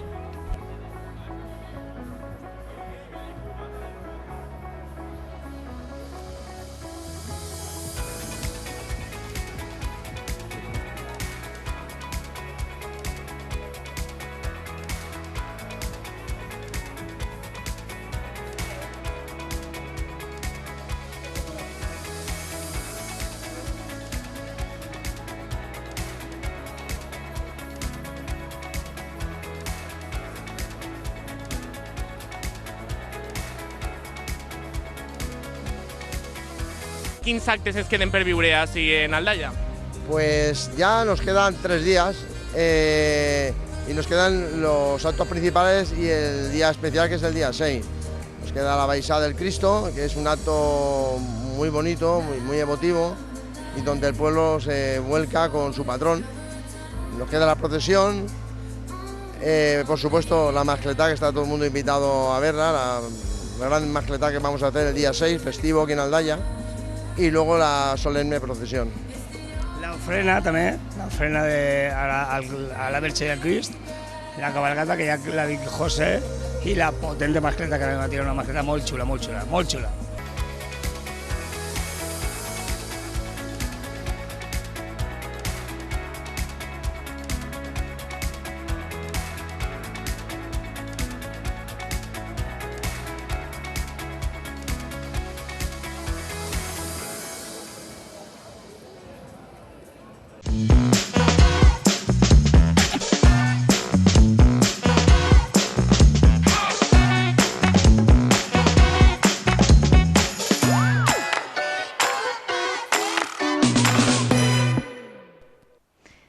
Ja estem així de nou i abans de presentar la pròxima entrevista m'agradaria fer-los una pregunta. Vostès sabien que hi ha cases fetes amb palla que tenen més de 500 anys? Jo no ho sabia fins que vaig conèixer a Pablo Quintana, el nostre pròxim convidat. Ell és l'autor del projecte Tinc una palla a l'ull. Benvingut, Pablo, al plató. Moltíssimes gràcies, Marta. Abans d'endinsar-nos en el projecte, sí que voldria concretar. Este projecte proposa l'ús prioritari de la palla de l'arròs, en el nostre cas, la palla de l'arròs que es crema a l'albufera, per a construir no només vivendes, que és un tema que alguna vegada ja hem escoltat, la possible utilització de la palla per a la construcció de vivendes, sinó escoles, biblioteques, i donar-li a la palla aquest ús social que caracteritza el teu projecte, entre totes les altres característiques, esta vessant social, diria jo que és la que més el defineix.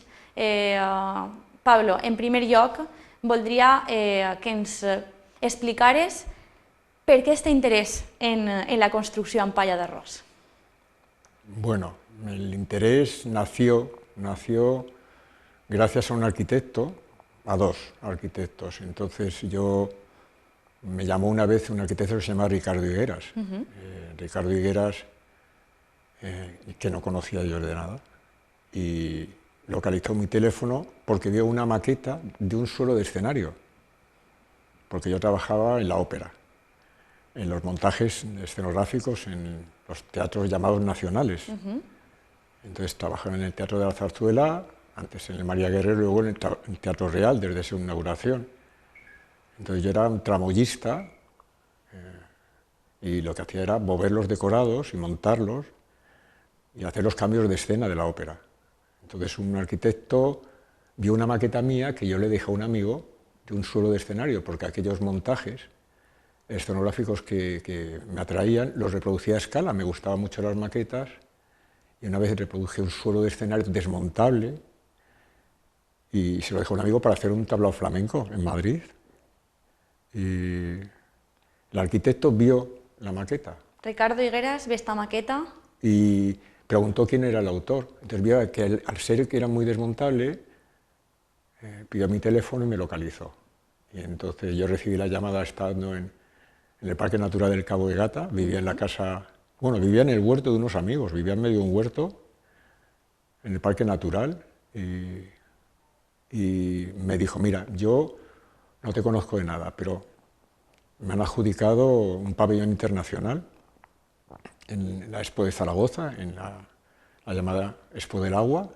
Del 2008. De 2008. Y bueno, he ganado el concurso y voy a diseñar un edificio, pero tengo un problema, porque la ubicación de este pabellón está a 7-8 metros de la orilla del río Ebro.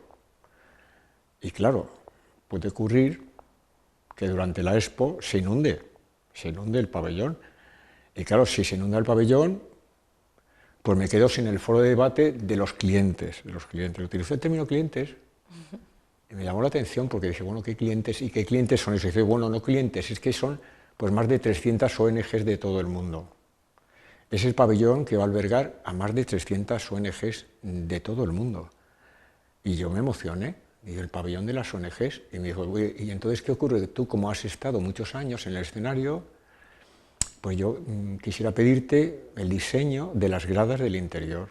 Necesito más de 350 personas con cabinas de intérpretes y demás. Y si sube el agua, se desmontan las gradas y se montan en algún sitio más alto y así no se pierde el foro de debate porque se va a debatir sobre el agua y sobre los proyectos de todas las ONGs del mundo y claro, y sobre el desarrollo sostenible de las ciudades. Entonces, bueno, pues si sucede lo peor, se puede desmontar, la montamos en un sitio más alto y no se pierde. Entonces necesito que diseñes. Entonces yo recuerdo que le puse una condición, yo solamente le puse una condición, pues depende que un arquitecto me invitara a diseñar el interior de un pabellón internacional, pues me emocionó. Y más que fueran de las ONGs, a la ópera llegan demasiadas pocas personas, lamentablemente, muchas veces porque las salas no permiten que la voz, la viva voce, la voz en directo, llegue más lejos.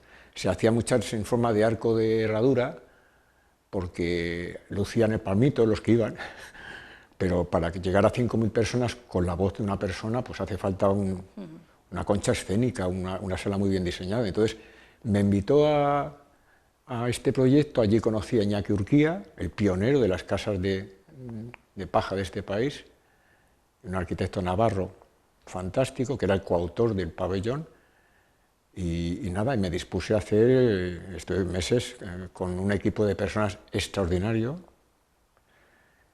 Los arquitectos, entre ellos, cuando no has terminado la carrera te llaman estudiante, ¿eh? O sea, fíjate que son carreras largas, son muy duros con ellos, utilizan un lenguaje que yo conocía un poco porque en la ópera al final tienes que colgar en decorados muy grandes que pesan muchísimo y al final aprendes términos especiales como coeficiente de pandeo y demás. Entonces al final la única condición que le puse para trabajar es que no quería recibir una remuneración.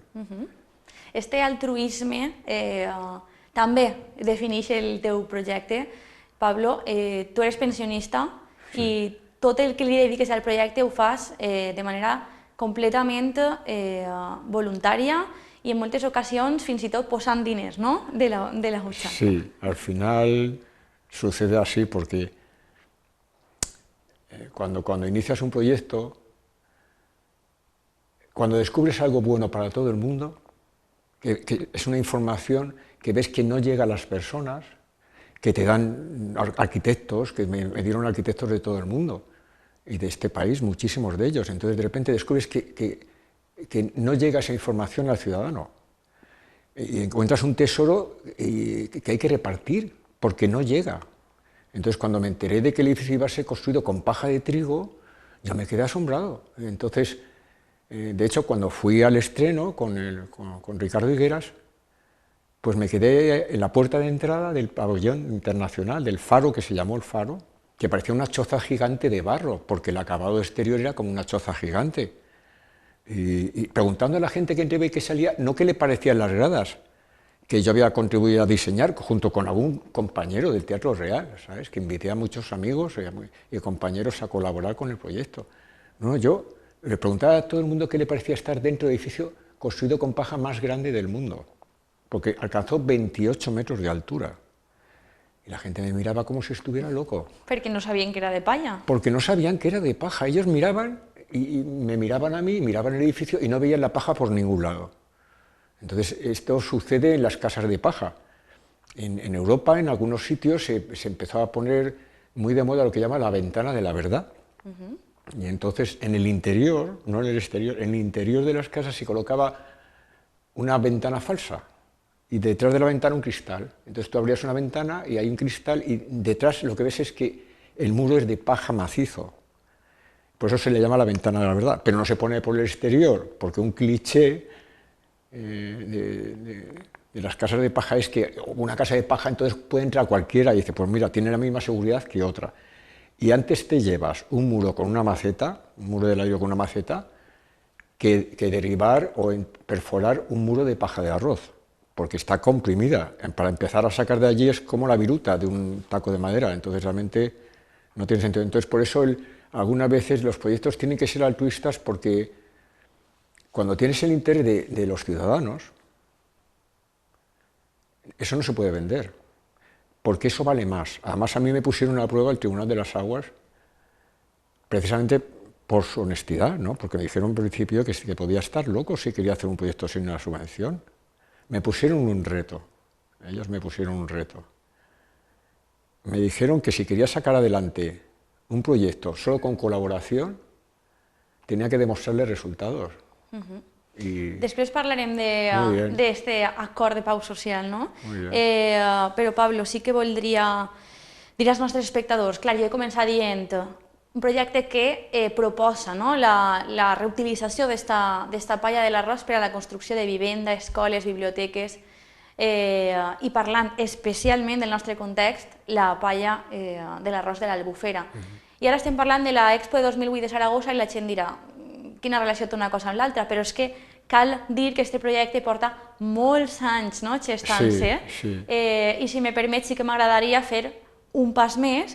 Hem fet un poc de context parlant d'esta Expo del 2008, que d'alguna manera va ser el germen del que després seria Tinc una palla a l'ull, no? Que és el projecte que portes desenvolupant, des del 2017. Però arriba 2018 i també aconsegueixes una gran fita hacia València, que és que la red de construcció con paja, que és un col·lectiu format al 2005 a nivell estatal amb els millors arquitectes de la palla del nostre país, faig el seu 5è encontre en la Petxina, en Valencia. Efectivamente. ¿No, Pablo? Así es, o sea, la propuesta, el proyecto lo que es un proyecto de ideas, no tiene patentes ni nada así, es un conjunto de ideas para promover la construcción, el uso de la paja del arroz, especialmente para la construcción de viviendas y de escuelas. No es que la paja no tenga otros usos, yo la fiesta de la palla que he propuesto dentro del proyecto quiere dar visibilidad a todo tipo de usos con la paja del arroz, pero con prioridad para hacer viviendas y escuelas. Entonces realmente es el objetivo del proyecto y mucho del atractivo, porque yo vine aquí, es fue el llamado Colegio 103 de Valencia. Un colegio realmente muy difícil de asimilar por tener tantísimas aulas prefabricadas o barracones, que es una palabra que no le gusta a nadie, pero que es así, que es real. Entonces, la climatización de aulas prefabricadas es muy compleja. Y claro, el gasto energético para conseguir que en invierno tengan calor y que en verano tengan frío es casi inasumible.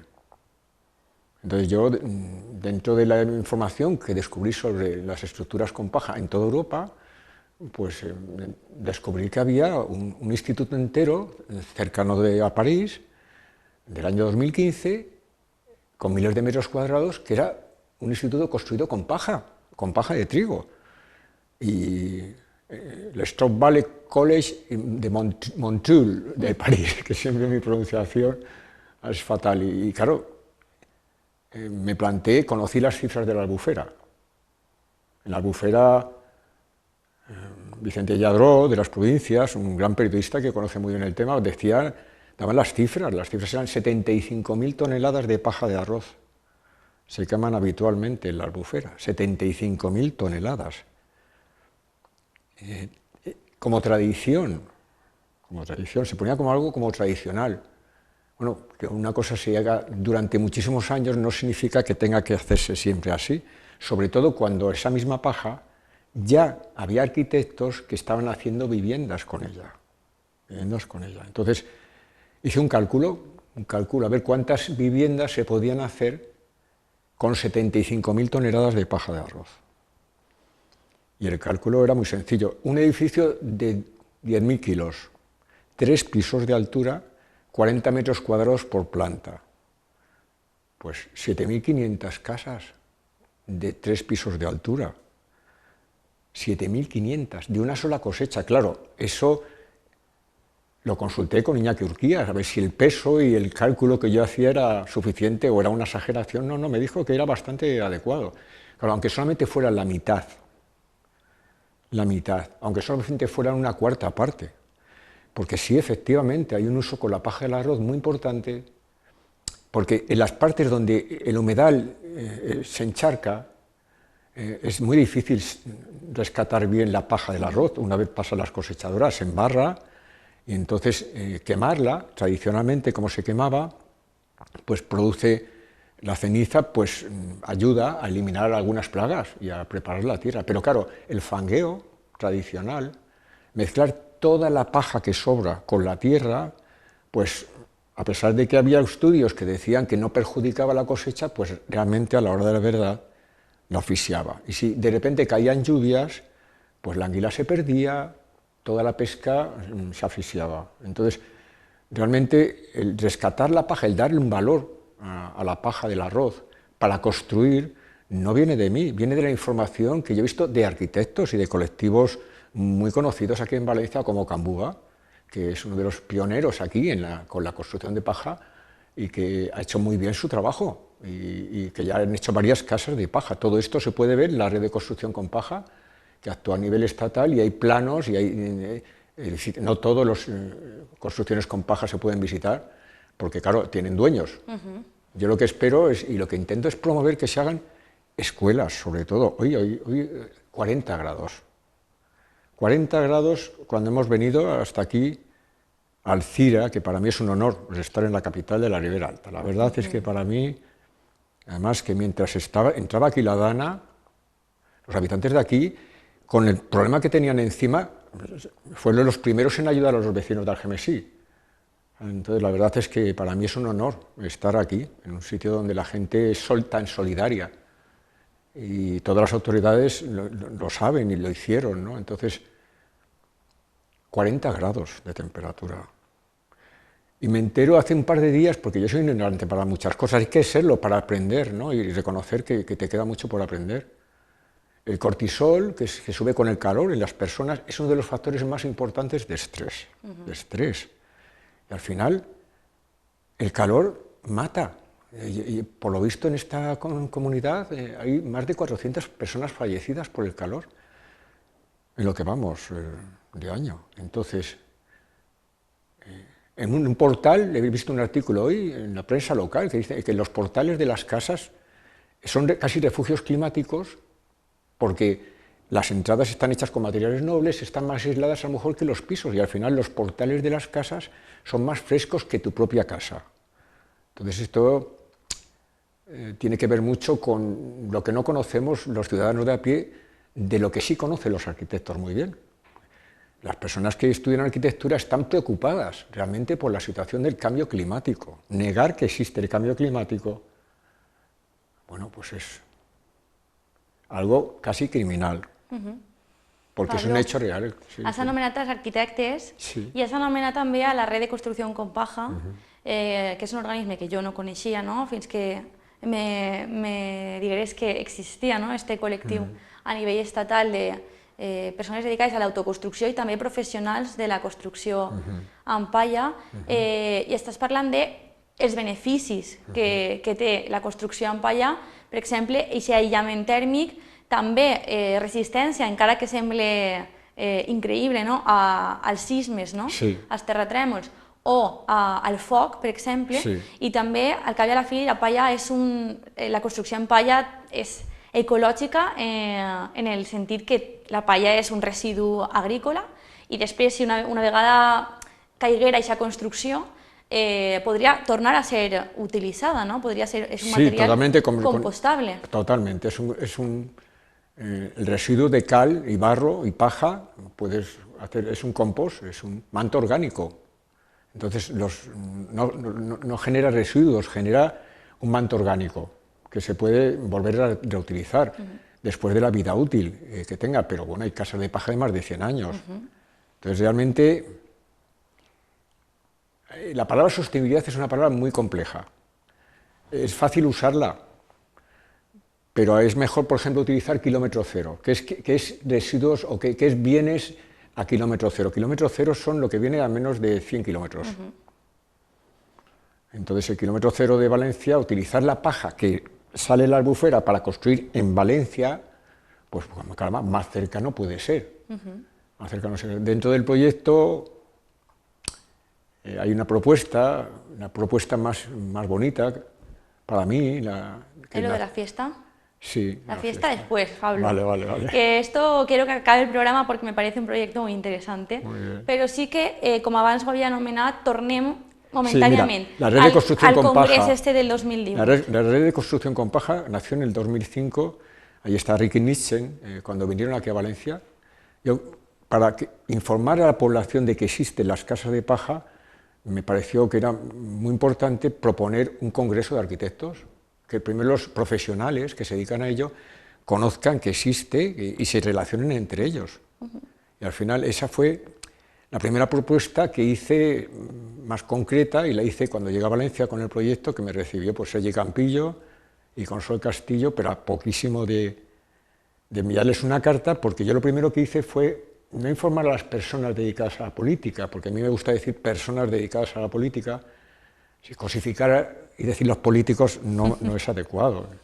Entonces yo llegué a Valencia en septiembre de 2017 en una furgoneta con una idea, pero no sabía cómo llevarla a cabo. Lo que hice fue coger varias fotografías en tamaño A3 del pabellón de la Expo, del Faro, de un muro de este pabellón y de casas de paja de todo el mundo, de colegios de cemento y hormigón que habían sido derribados por los terremotos, donde habían muerto personas en México, de fotos de Lorca, el terremoto de Lorca. El terremoto de Lorca a mí me afectó mucho, porque la resistencia a los terremotos de las casas de paja son más de un 7,5 en la escala de Richter, o mayores. De hecho, en Pakistán, esta información llegó a través de una ingeniera civil que se apiadó de miles, decenas de miles de personas morían por los terremotos, sobre todo en casas de adobe.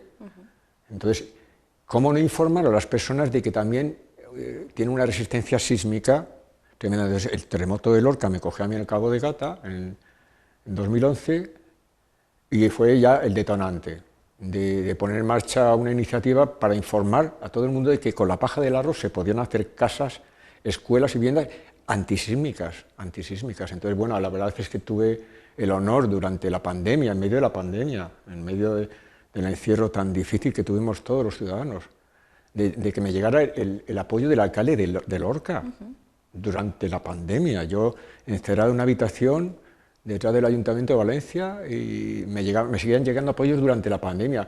El Consejo de Hombres Buenos de Murcia, Patrimonio Inmaterial de la Humanidad, se unió al proyecto en medio de una pandemia.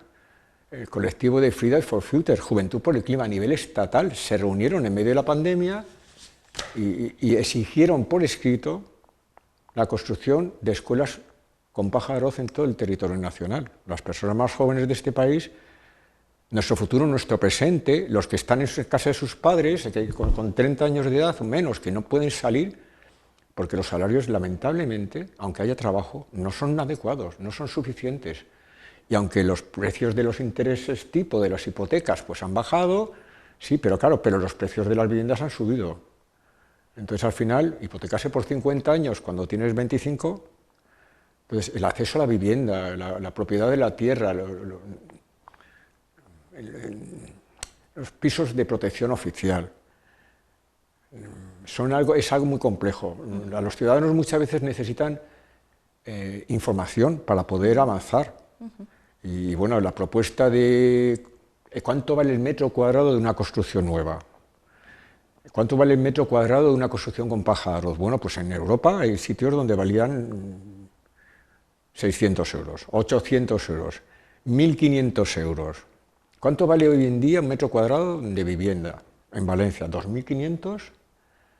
Depende de qué barrio. En los barrios de Madrid más humildes cada vez está más caro el precio de metro cuadrado. Entonces, hay veces que hace falta saber lo que sabían nuestros abuelos y nuestras abuelas y nuestros bisabuelos, y estamos olvidando qué es lo que llaman los arquitectos el passive house. Claro, son conceptos que se utilizan en inglés que al ciudadano normal no le llega, y es pues me he traído un abanico para demostrar lo que es un passive house. O sea, un abanico de madera da fresquito, pero un abanico de plástico no lo da. Y si las persianas de tu casa eran de madera y las cambiaste, hiciste mal. Porque si uno no conoce cómo mejorar la climatología de la vivienda que te ha tocado vivir, pues difícilmente vas a saber lo que es el concepto que aplican los arquitectos que llaman passive house. Pero es así. Entonces, saber por dónde entra el aire, que el aire caliente se eleva, que la casa hay que abrirla por la noche. De hecho, en el Colegio de Arquitectos escuché algún comentario que habría que hacer casi como un manual de IKEA para enseñar a los ciudadanos cómo utilizar su propia vivienda, ¿no? La climatología de tu propia casa, empezar por ahí. Sí, porque moltes d'aquestes coses yo no les sabía, ¿eh? Claro, entonces, ¿qué pasa? Que hay cosas muy antiguas que la gente hacía por instinto. Iñaki Urquía, en su huerto, en uno de los huertos preciosos que tiene en sus tierras en Navarra, en el invernadero tiene unas ventanas que se abren y se cierran solas según cambia el aire del día. Entonces, cuando interesa y cambia el aire de la montaña porque sube o baja, eso lo sabe cualquier persona que lleva una barca, si te acercas, el viento te aleja, porque ha cambiado el aire frío y el aire caliente, cambian. Entonces, el aire caliente tiende a subir y, claro, tienes que liberarlo. Entonces, si da mucho el sol por una pared, ese calor luego va a desprenderse por él durante el día. Entonces, eso, si lo sabes utilizar a tu favor, fantástico, porque si no, el problema es gravísimo para la salud, sobre todo de la salud de las personas. Pablo, has parlat del suport de l'alcalde de Lorca i del Consejo de Hombres Buenos de Múrcia, però el projecte Tinc una palla a l'ull ha aconseguit el suport d'innombrables col·lectius de tot tipus, no? Activistes, ecologistes, feministes, socials, de persones amb discapacitat, que és un col·lectiu al que sé que vols posar en el centre por eso de la llevo conversa. siempre aquí muy orgulloso un corazón que alguien dio gratuitamente como diseño al CERMI, en este caso, de Valencia. Porque realmente yo soy una persona con discapacidad. Esto de la diversidad, el término diversidad funcional es un término difícil de entender. Todo el mundo tiene diversas funciones, entonces es un término difícil de aplicar. Y de hecho se comentó que diversidad funcional, algunas empresas lo utilizaban para llevarse dinero, que se tenían que llevar otras que no lo usaban. Entonces el tema es un tema muy humano. El problema de las personas con discapacidad, cuando lo eres, es que no conoces tus derechos. Y si no conoces tus derechos, difícilmente te puedes quejar. Porque la ley nos recuerda que ignorar la ley no exime de su cumplimiento. Pero claro, si no sabes que tienes derechos, pues tampoco los puedes ejercer. Entonces para mí es importante dar a informar, y siempre intento informar a las personas con todo tipo de discapacidad que tienen derechos, que están recogidos en una ley y que tienen que estudiarlos. Porque la ley del 1 del 2013 dice, te puede cambiar la vida, si sabes qué delitos se cometen contra una persona con discapacidad y que realmente son más graves que los delitos que puedas cometer contra cualquier otra persona. Entonces, estudiar el Código Penal es algo que, claro, siempre a mí me extrañó que era un libro muy pequeñito. Y digo, bueno, todos los que son abogados tendrán que ponerse así unos anteojos para poder leerlo, porque al ciudadano de a pie, digo, tendrían que poner un formato muy grande para enterarse de la ley. Son pocas palabras, pero pueden cambiar la vida de una persona, conocer tus derechos. No necesitas para eso realmente contratar a un abogado, basta con comprarse el Código Penal o descargárselo de internet, la ley de los derechos de las personas con discapacidad, y leer que una de las cosas que más se graban, más se penalizan y más se castigan es el derecho a la vivienda de una persona con discapacidad. I precisament un dels beneficis de la construcció en palla que no havíem dit abans era aquesta possibilitat d'autoconstrucció i de construcció col·lectiva, no? Té un procés de construcció també més social, pot ser, que la vivenda tradicional. Sí, lo que se llama autoconstrucción es un término muy curioso, porque claro, algunos dicen, ¿cómo autoconstrucción? Bueno, no es que uno pueda, o sea, en los sitios más civilizados y en Occidente tenemos la suerte de contar con personas que se preocupan de nuestra seguridad, que firman que una vivienda no se te va a caer encima. Y hace falta que alguien firme la responsabilidad de eso, y para eso están los arquitectos, los ingenieros acompañan. Tenemos una seguridad y una calidad de vida gracias a que estas personas estudian muchos años para luego diseñar los espacios donde vivimos. Hay países donde no tienen eso, no tienen arquitectos. Los que ayudan a colaborar en construir una vivienda son los más veteranos, los más ancianos, el consejo de ancianos de cada lugar, que le dicen a uno cómo hacer una vivienda. Entonces, el concepto de autoconstrucción es que sí puedes aportar dentro de la construcción de tu vivienda una parte de la construcción. De hecho, hay arquitectos que pregona el Passive House, que dicen que una parte te la pondrías que poder hacerte tú en la casa. Por ejemplo, el aislamiento de las paredes, de unas paredes de ladrillo. El aislamiento de unas paredes de ladrillo se podría hacer por el interior o por el exterior. Porque claro, también por el exterior es un poco más complicado, sobre todo si vives en un segundo o un tercer piso. Necesitarías un andamio, algo que se aborda. Y luego hay las normativas de construcción y de edificabilidad en las viviendas y en las calles. En este país, pues, te podrían poner peros. Si tú añades espacio a tu muro para aislarlo por el exterior, estás invadiendo espacio público. Te podrían decir que ahí el impuesto de la vivienda a lo mejor te podía decir algo. Entonces, bueno, hay normas que hay que intentar estar por encima, avanzar con decisión y con energía, como dicen en el Colegio de Arquitectos, ¿no? Con valor y con coraje. ¿Por qué? Porque las normas hacen que alguna vez la administración sea muy lenta a la hora de aplicarlas, pero hace falta normas. No consejos sin más, sino normas para que se cumplan. Es mejor que se obligue un poco y detrás de la obligación, porque las obligaciones no vienen de que alguien se lo invente o un gobierno o no, vienen en muchísimos casos de Europa. Y los cambios climáticos y las normas de construcción son cosas muy serias. Esto lo conoce muy bien la vicerrectora de la Politécnica, la directora del Instituto Valenciano de Edificación, que estuvieron presentes en las ponencias del Colegio de Arquitectos y que vi maravillas de personas preocupadísimas por la calidad de vida de las personas. Entonces, la parte de la autoconstrucción no es que tú te hagas una casa sin más, no, es que puedes colaborar dentro del proceso con un proyecto de arquitectura para ahorrarte parte de los costes, que és lo important. M'agradaria que tornarem al tema del suport social que ha tingut el projecte. Tu t'has esforçat molt per donar-lo a conèixer a diferents col·lectius i no només donar-lo a conèixer, sinó recabar aquest suport per escrit de tantíssims col·lectius. Jo m'havia fet un llistat de totes les cartes de suport que m'havies fet arribar. Són moltíssims els col·lectius socials, agrícoles, com deia, activistes. Com ha sigut aquest camí d'aconseguir el suport de tantíssimes persones? I abans t'havies quedat contant la importància de que fins i tot una institució tan antiga com és el Tribunal de les Aigües de València també te cedirà aquest suport, entendre que havies aconseguit un acord de pau social per posar a tants col·lectius a favor del teu projecte. Bueno, la verdad es que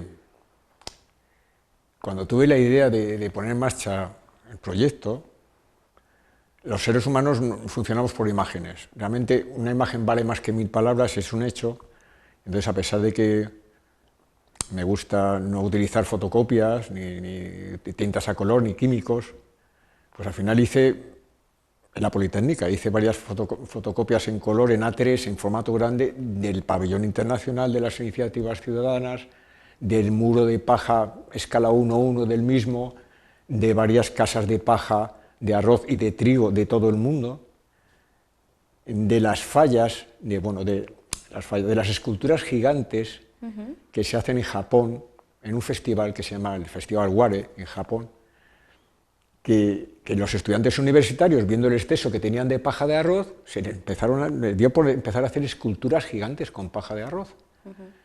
Y yo cuando vi las que hacían me quedé maravillado, pensé en las fallas de Valencia, al ver gorilas gigantes, diplodocus, mamuts, construidos con paja de arroz en un festival que hacen todos los años en Japón. I aconseguires que una falla en València també farà una figura així. Bueno, yo, claro, dentro del proyecto he propuesto, en la fiesta de la paja, que siempre he querido hacer, que haya... La cultura de Valencia tiene que estar, la cultura de Valencia es una cultura musical, es una cultura del arroz, es una cultura agraria, es una cultura muy especial. Entonces, usar la cultura para llamar la atención y reunir a las personas. Tú dices fiesta y todo el mundo se apunta. Entonces, realmente este es un poco cómo informas a la población de que existen las casas de paja. En mi caso, lo que yo hice, como no sabía qué actitud podían tener los ciudadanos ante las ideas que tenía, lo que hice fue hacer 20 o 25 fotografías en A3 a color muy grandes, sin coserlas, sin anilla, ¿no? Mira, Pablo, perdona que t'interrompiga, però just estem veient com cremava la falla... Així, estàvem veient com cremava la falla Borrul Socors, no? Que va ser, precisament, va fer una figura d'un llop inspirada en aquestes figures de chapó que... Sí, bueno, en este caso la falla Borrul Socors hizo una maravilla. Jaume, un catedrático de la Politécnica, con 2 alumnos, con Joan y, no me acuerdo, con su compañera, con los que hablé, hicieron esta falla. Con Seba, su presidente, ahí está detrás de los bomberos, la verdad. Pablo, contamos el cap así. Bueno, la verdad es que cuando fui a verla me quedé asombrado. Esta falla no estaba dentro de mi proyecto, no, yo propuse en su momento a Rubén Tortosa, que es también catedrático de la Politécnica, para el año 2018, conocí un proyecto que había aquí para hacer con la paja del arroz un material fallero, para hacer los volúmenes falleros con inyección en 3D. Entonces, a través de Rubén Tortosa, pues también les informé del encuentro de los arquitectos, y como todo tenía que ver con la paja del arroz, ellos fueron también invitados al 5º encuentro de la red de construcción con paja y pudieron desarrollar así su ponencia sobre inyección en 3D para hacer figuras y volúmenes con paja de arroz. Pero claro, yo dentro del proyecto había propuesto hacer estas fallas gigantes con paja de arroz, entonces cuando al final Jaume apareció y guió a unos alumnos fantásticos para hacer esta falla, pues para mí es la falla más bonita que yo he visto en Valencia. Porque, ¿y qué te dijeron los bomberos? Porque me lo dijiste por bueno, correo. lo de los bomberos fue extraordinario, en primer lugar porque los bomberos, bueno, tengo el interés de Bombes per Món en este proyecto. Yo les pedí también que en su momento pues, dieran la explicación de que no se quema, ni con un lanzallamas, aguantan más de 2 horas al fuego, y para mí que los bomberos estuvieran presentes, tengo una relación muy personal con los bomberos, porque el oficio de tramoyista, en los teatros más importantes del mundo siempre había bomberos, que tenían hachas y que estaban dispuestos a cortar las cuerdas del decorado por si se prendía fuego por detrás de un escenario. Entonces, de esa manera, el decorado caía al escenario y ahí podías apagarlo, porque si prendía el techo de madera, el peine que se llama, pues aquello podía arder entero. Entonces, tengo un especial cariño a los bomberos, en especial a los bomberos de Valencia, a la labor de los bomberos de esta comunidad y de toda España, que frente al cambio climático, que algunos niegan, lo que hacen es jugarse la vida cada día. Cada día. Entonces, ¿cómo valoras el trabajo de un bombero? O sea, cada minuto de su vida se están jugando la vida. La vida, ¿no? Es que estás loco para ser un bombero. Cualquiera de ellos, el que conduce el camión, el que se va con una pala en medio del campo, el que va con un helicóptero. Entonces, ¿cómo valoras el daño que se hace con un incendio? Miles de millones. La afectación de las personas, las viviendas, las muertes, las vidas que salvan. ¿Cuántas vidas que salvan que no quedan registradas? Entonces, hay que apoyar a los bomberos por encima de cualquier cosa. Siempre. O sea, es una labor sencillamente que no tiene nombre. Y hay que apoyarlos. Entonces, bueno, yo dentro del cuerpo de bomberos, los que asistieron, a mí me hablé el otro día con Sebas, con el presidente de Borrus Socors, y me dijo muy divertido que casi se habían peleado por ir a gestionar esta falla con paja de arroz. Pero yo estuve con ellos y me dijeron que era la que mejor habían gestionado nunca el control del fuego. La gestión del control del fuego la habían podido llevar muy bien porque lo que mojaban se mojaba, porque empapaba. Y entonces allí donde podían meter la manguera, pues gestionaba. Y claro, en medio del fuego que se produjo, en medio de esa calle, de esas calles tan estrechas, me dijeron que nunca habían controlado mejor el fuego de una falla, que además ardía blanco. Era blanco. Claro, porque yo la primera falla que llegué aquí a Valencia, no digo de dónde, porque a mí el valor de las fallas es artístico y es precioso, y los maestros falleros y cualquier artista fallero tiene un mérito extraordinario. Pero claro, la primera falla, a poco que bajó la nube y me cogió, me sacó del sitio, porque no podía creerme la cantidad de petróleo y de tóxico y yo precisamente, que uno de los problemas gravísimos de la quema de la paja del arroz es que, a pesar de que es un humo tradicional, pues es un humo tóxico. A mí me ha pasado, lo más cerca que he estado de ese peligro ha sido cruzando una carretera ante una quema incontrolada, que el humo atravesó la carretera. El humo es blanco, te impedía ver ni un coche del otro lado, y eso que era a plena luz del día. Entonces, pero no ese es el problema es la afectación a los pulmones y a la salud de las personas. Entonces, igual que las viviendas eficientes. ¿Cómo compruebas que tu vivienda es importante? Porque tu salud es lo más importante. Porque tener una temperatura adecuada dentro de tu casa te permite pensar, vivir, descansar cuando vienes del trabajo. Si no tienes eso en tu casa cada día, ¿qué es lo que te queda de la vida? ¿Ir al trabajo cansado? Sin poder pensar adecuadamente, encontrarte con que en tu trabajo las condiciones no son dignas. Caramba, los vigilantes de las playas aquí en Valencia tendrían que tener todos una nevera de verdad. Están expuestos a ir al sol como los lagartos. Esto es como no, son personas, son seres humanos y hay que cuidarlos. Entonces, no es rentable cuidar a las emergencias. Si luego se cuantifican en miles de millones los daños, miles de millones. Y los daños a las personas, ¿cómo se valoran las muertes de la dana? ¿Cómo se valora una muerte? ¿Cuánto? cuesta una muerte. La indemnización que le das, no. Hay recuerdos que nunca se van a olvidar aquí en Valencia. Lo único que podemos hacer es estar a la altura del esfuerzo que hicieron todos los vecinos, las vecinas, todos los que pudieron, los bomberos que en su tiempo libre intentaron hacer horas extras. ¿Cómo que horas extras? No, si es que se iban porque nadie les decía qué tenían que hacer. En momentos de caos es muy difícil saber qué hacer. Pero cualquier persona que habita en Valencia y que vive en Valencia, como yo vivo hace unos años, ha oído hablar de las danas. Todo el mundo, de la huerta, a lo mejor en la ciudad menos se sabe, pero que haya pasado lo que ha pasado en los pueblos de la Horta, no significa que no pase en Valencia capital. Aquí nadie está libre de eso, nadie está libre del cambio climático. Pablo, probablemente no te hayas dado cuenta porque estamos aquí de lo más entretenidos, pero está a puntito de acabarse nuestro tiempo. No me he dado cuenta. Claro, por eso digo, sí que quiero que hablemos de la fiesta. No quiero que nos vayamos sin hablar de la fiesta y no quiero que se acabe la entrevista sin que concretes eso que habías lanzado antes y te he dicho, al final. Vale. Este proyecto hemos repasado un poco. La idea, digamos, ya surge un poco en 2008. En 2017 lo haces realidad. En 2018 empiezas a recabar un montón de apoyos de muchísimos colectivos, incluso del Tribunal de las Aguas de Valencia, de colectivos de todo tipo. Pero hay una fiesta, ¿no?, de la paja del arroz, que es como el gran objetivo que has estado trabajando por llevar a cabo, pero que, digamos, es un poco lo que aún queda pendiente, ¿no? Sí, vamos a ver, la idea, eso tiene que ver incluso con la financiación del proyecto. Hubo un momento en que alguien intentó quitarme la autoría. Alguien me pidió el proyecto, lo leyó y de repente me dijo, pues he pedido un crowdfunding para el proyecto. Y yo, ¿cómo? Sí, y además me dicen que adelante con unos cuantos miles de euros y demás. Y yo, ¿pero qué me estás diciendo? Y dice, bueno, es que como tú eres tan modesto, pues le cambio el nombre y el título, digo, porque mejor en castellano. Y digo, caramba, pues lo único que me faltaba. Yo, que soy de Chamberí, pongo un título en valenciano. Entonces, al final, de repente me di cuenta de que, aunque hagas cosas de manera altruista, hay gente que puede sentirse tentado de aprovecharlo, pensando que lo va a hacer mejor que tú. A lo mejor. No necesariamente por un interés económico, o sí, o también.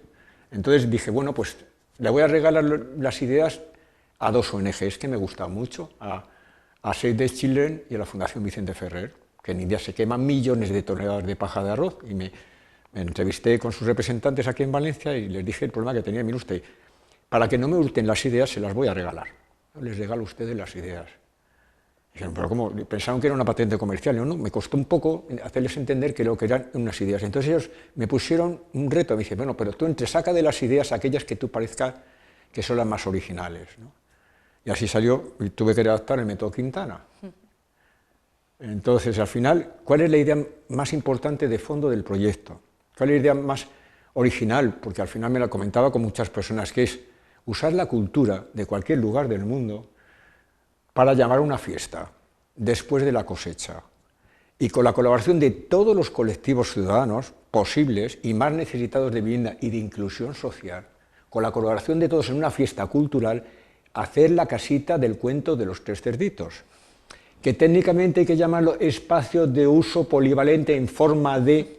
Casita. Vale, casita. Entonces, pero realmente es un modelo de vivienda, encima al ser redondo, es el modelo más antisísmico.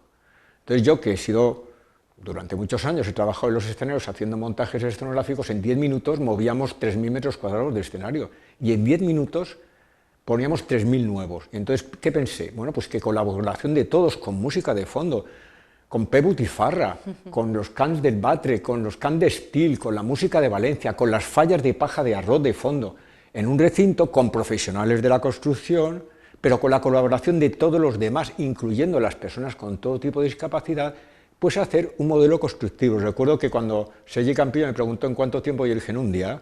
Me dijo, ¿cómo en un día? ¿Cómo en un día? Y digo, hombre, pues si nosotros en 20 minutos hacíamos un cambio de escena, 25 profesionales de miles de metros cuadrados, pues si cuento con 200 o 300 personas en un día. Es un montaje, es una exhibición.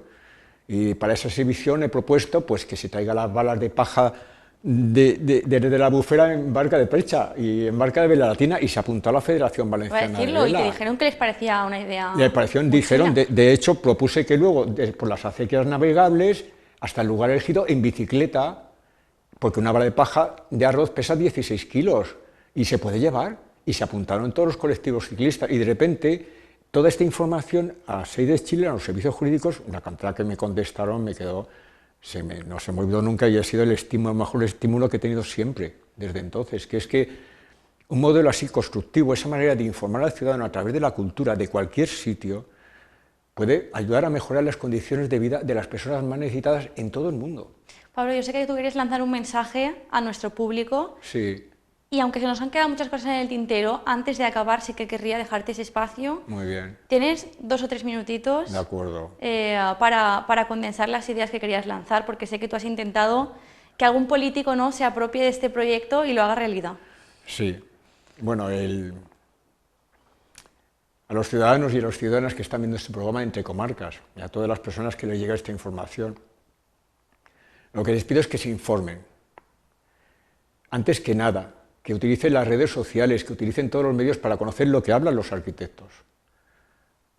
Las preocupaciones de todos, de la construcción con paja es real, de que las escuelas con paja se pueden hacer, de que está a kilómetro cero, de que las normas están para llevarlas a cabo, y hay que pedir ayuda, y hay que informar a los ministros, a la ministra de Vivienda, que se informen de las necesidades del Colegio de Arquitectos, que hablen con la vicerrectora, que hablen con la directora del Instituto Valenciano de Edificación, a los alcaldes, pídanselo a los comités de reconstrucción local de las personas afectadas por la DANA, porque no hay sentimiento mayor que acompañar a las personas y a las familias de todas las personas afectadas, porque ahora mismo hay miedo de nuevo, hay miedo esperando qué volverá a pasar, pero mientras el miedo te paraliza y no te permite avanzar, lo que hay que hacer es avanzar, y vean que existe, que es real la reconstrucción con paja, se puede realizar construcción y reconstrucción con paja. Es otra opción, no es sin más que el cemento y hormigón, hay que avanzar en razón de la vivienda y del clima y de la integración social de los colectivos más necesitados, y a las personas con todo tipo de discapacidad, bueno, pues que se hagan turnés por Europa entera para traerse personas que arreglen los ascensores. ¿Cómo van a estar personas subiendo 5 pisos? ¿No tienen reconocida la movilidad reducida de una persona mayor que tiene que llevar un carrito? Entonces, esto es necesario, y la verdad es que por ese motivo, y porque tengo el honor de tener el interés del Tribunal de las Aguas de Valencia, para mí, y de tantísimos colectivos, incluso de la plataforma por afectados por la hipoteca. Entonces, lo que pido es a las personas dedicadas a la política de esta comunidad, de este país, de otras comunidades de este país, de Andalucía, de Extremadura, de aquellos sitios donde sigue abundando la paja del arroz y donde volverá cada año lo que yo llamo el oro amarillo del siglo XXI, a los empresarios que se pongan de acuerdo con las asociaciones de vecinos. Juan Carlos Caballero, de Cabe Cova, que estuvo aquí y ha dado ejemplo, que se haga una proposición, alguien haga una proposición no de ley para que se debata esto en el Congreso o en las Cortes de Valencia, porque yo he propuesto llegar a proponer concursos de obra pública, pero no soy nadie. 2 años de sociología y estadística ni siquiera la quise presentar. No somos nadie, somos todos juntos, cada persona es un mundo, y un mundo por descobrir. Entonces, muchísimas gracias, de verdad. Pablo, tant de bo arribi a fer-se esta festa de la palla de l'arròs i puguem construir tots junts i juntes esta caseta, no?, dels 3 porquets. Seria tot un goig poder assistir a esta festa. Tant de bo també algú escolte este missatge, i sabem que tens molt de suport social i polític darrere del projecte, però que sempre ho has fet tu a soles, t'has tirat avant i continues treballant des d'abans del 2008 per fer-ho realitat. Moltíssimes gràcies per haver-nos acompanyat en el programa d'avui, i seguirem de prop el projecte, intentarem també tornar-lo a portar d'alguna manera perquè ens han quedat moltes coses per contar. Moltes gràcies, Pablo. Moltíssimes gràcies a vostè, Marta. Fins així el nostre programa d'avui d'Entre Comarques, una edició un poc més estiuenca. Tornarem la setmana que ve, ens n'anem encara de vacances. Moltíssimes gràcies per haver-nos acompanyat, i ja saben que ens veiem molt prompte en una nova edició d'Entre Comarques.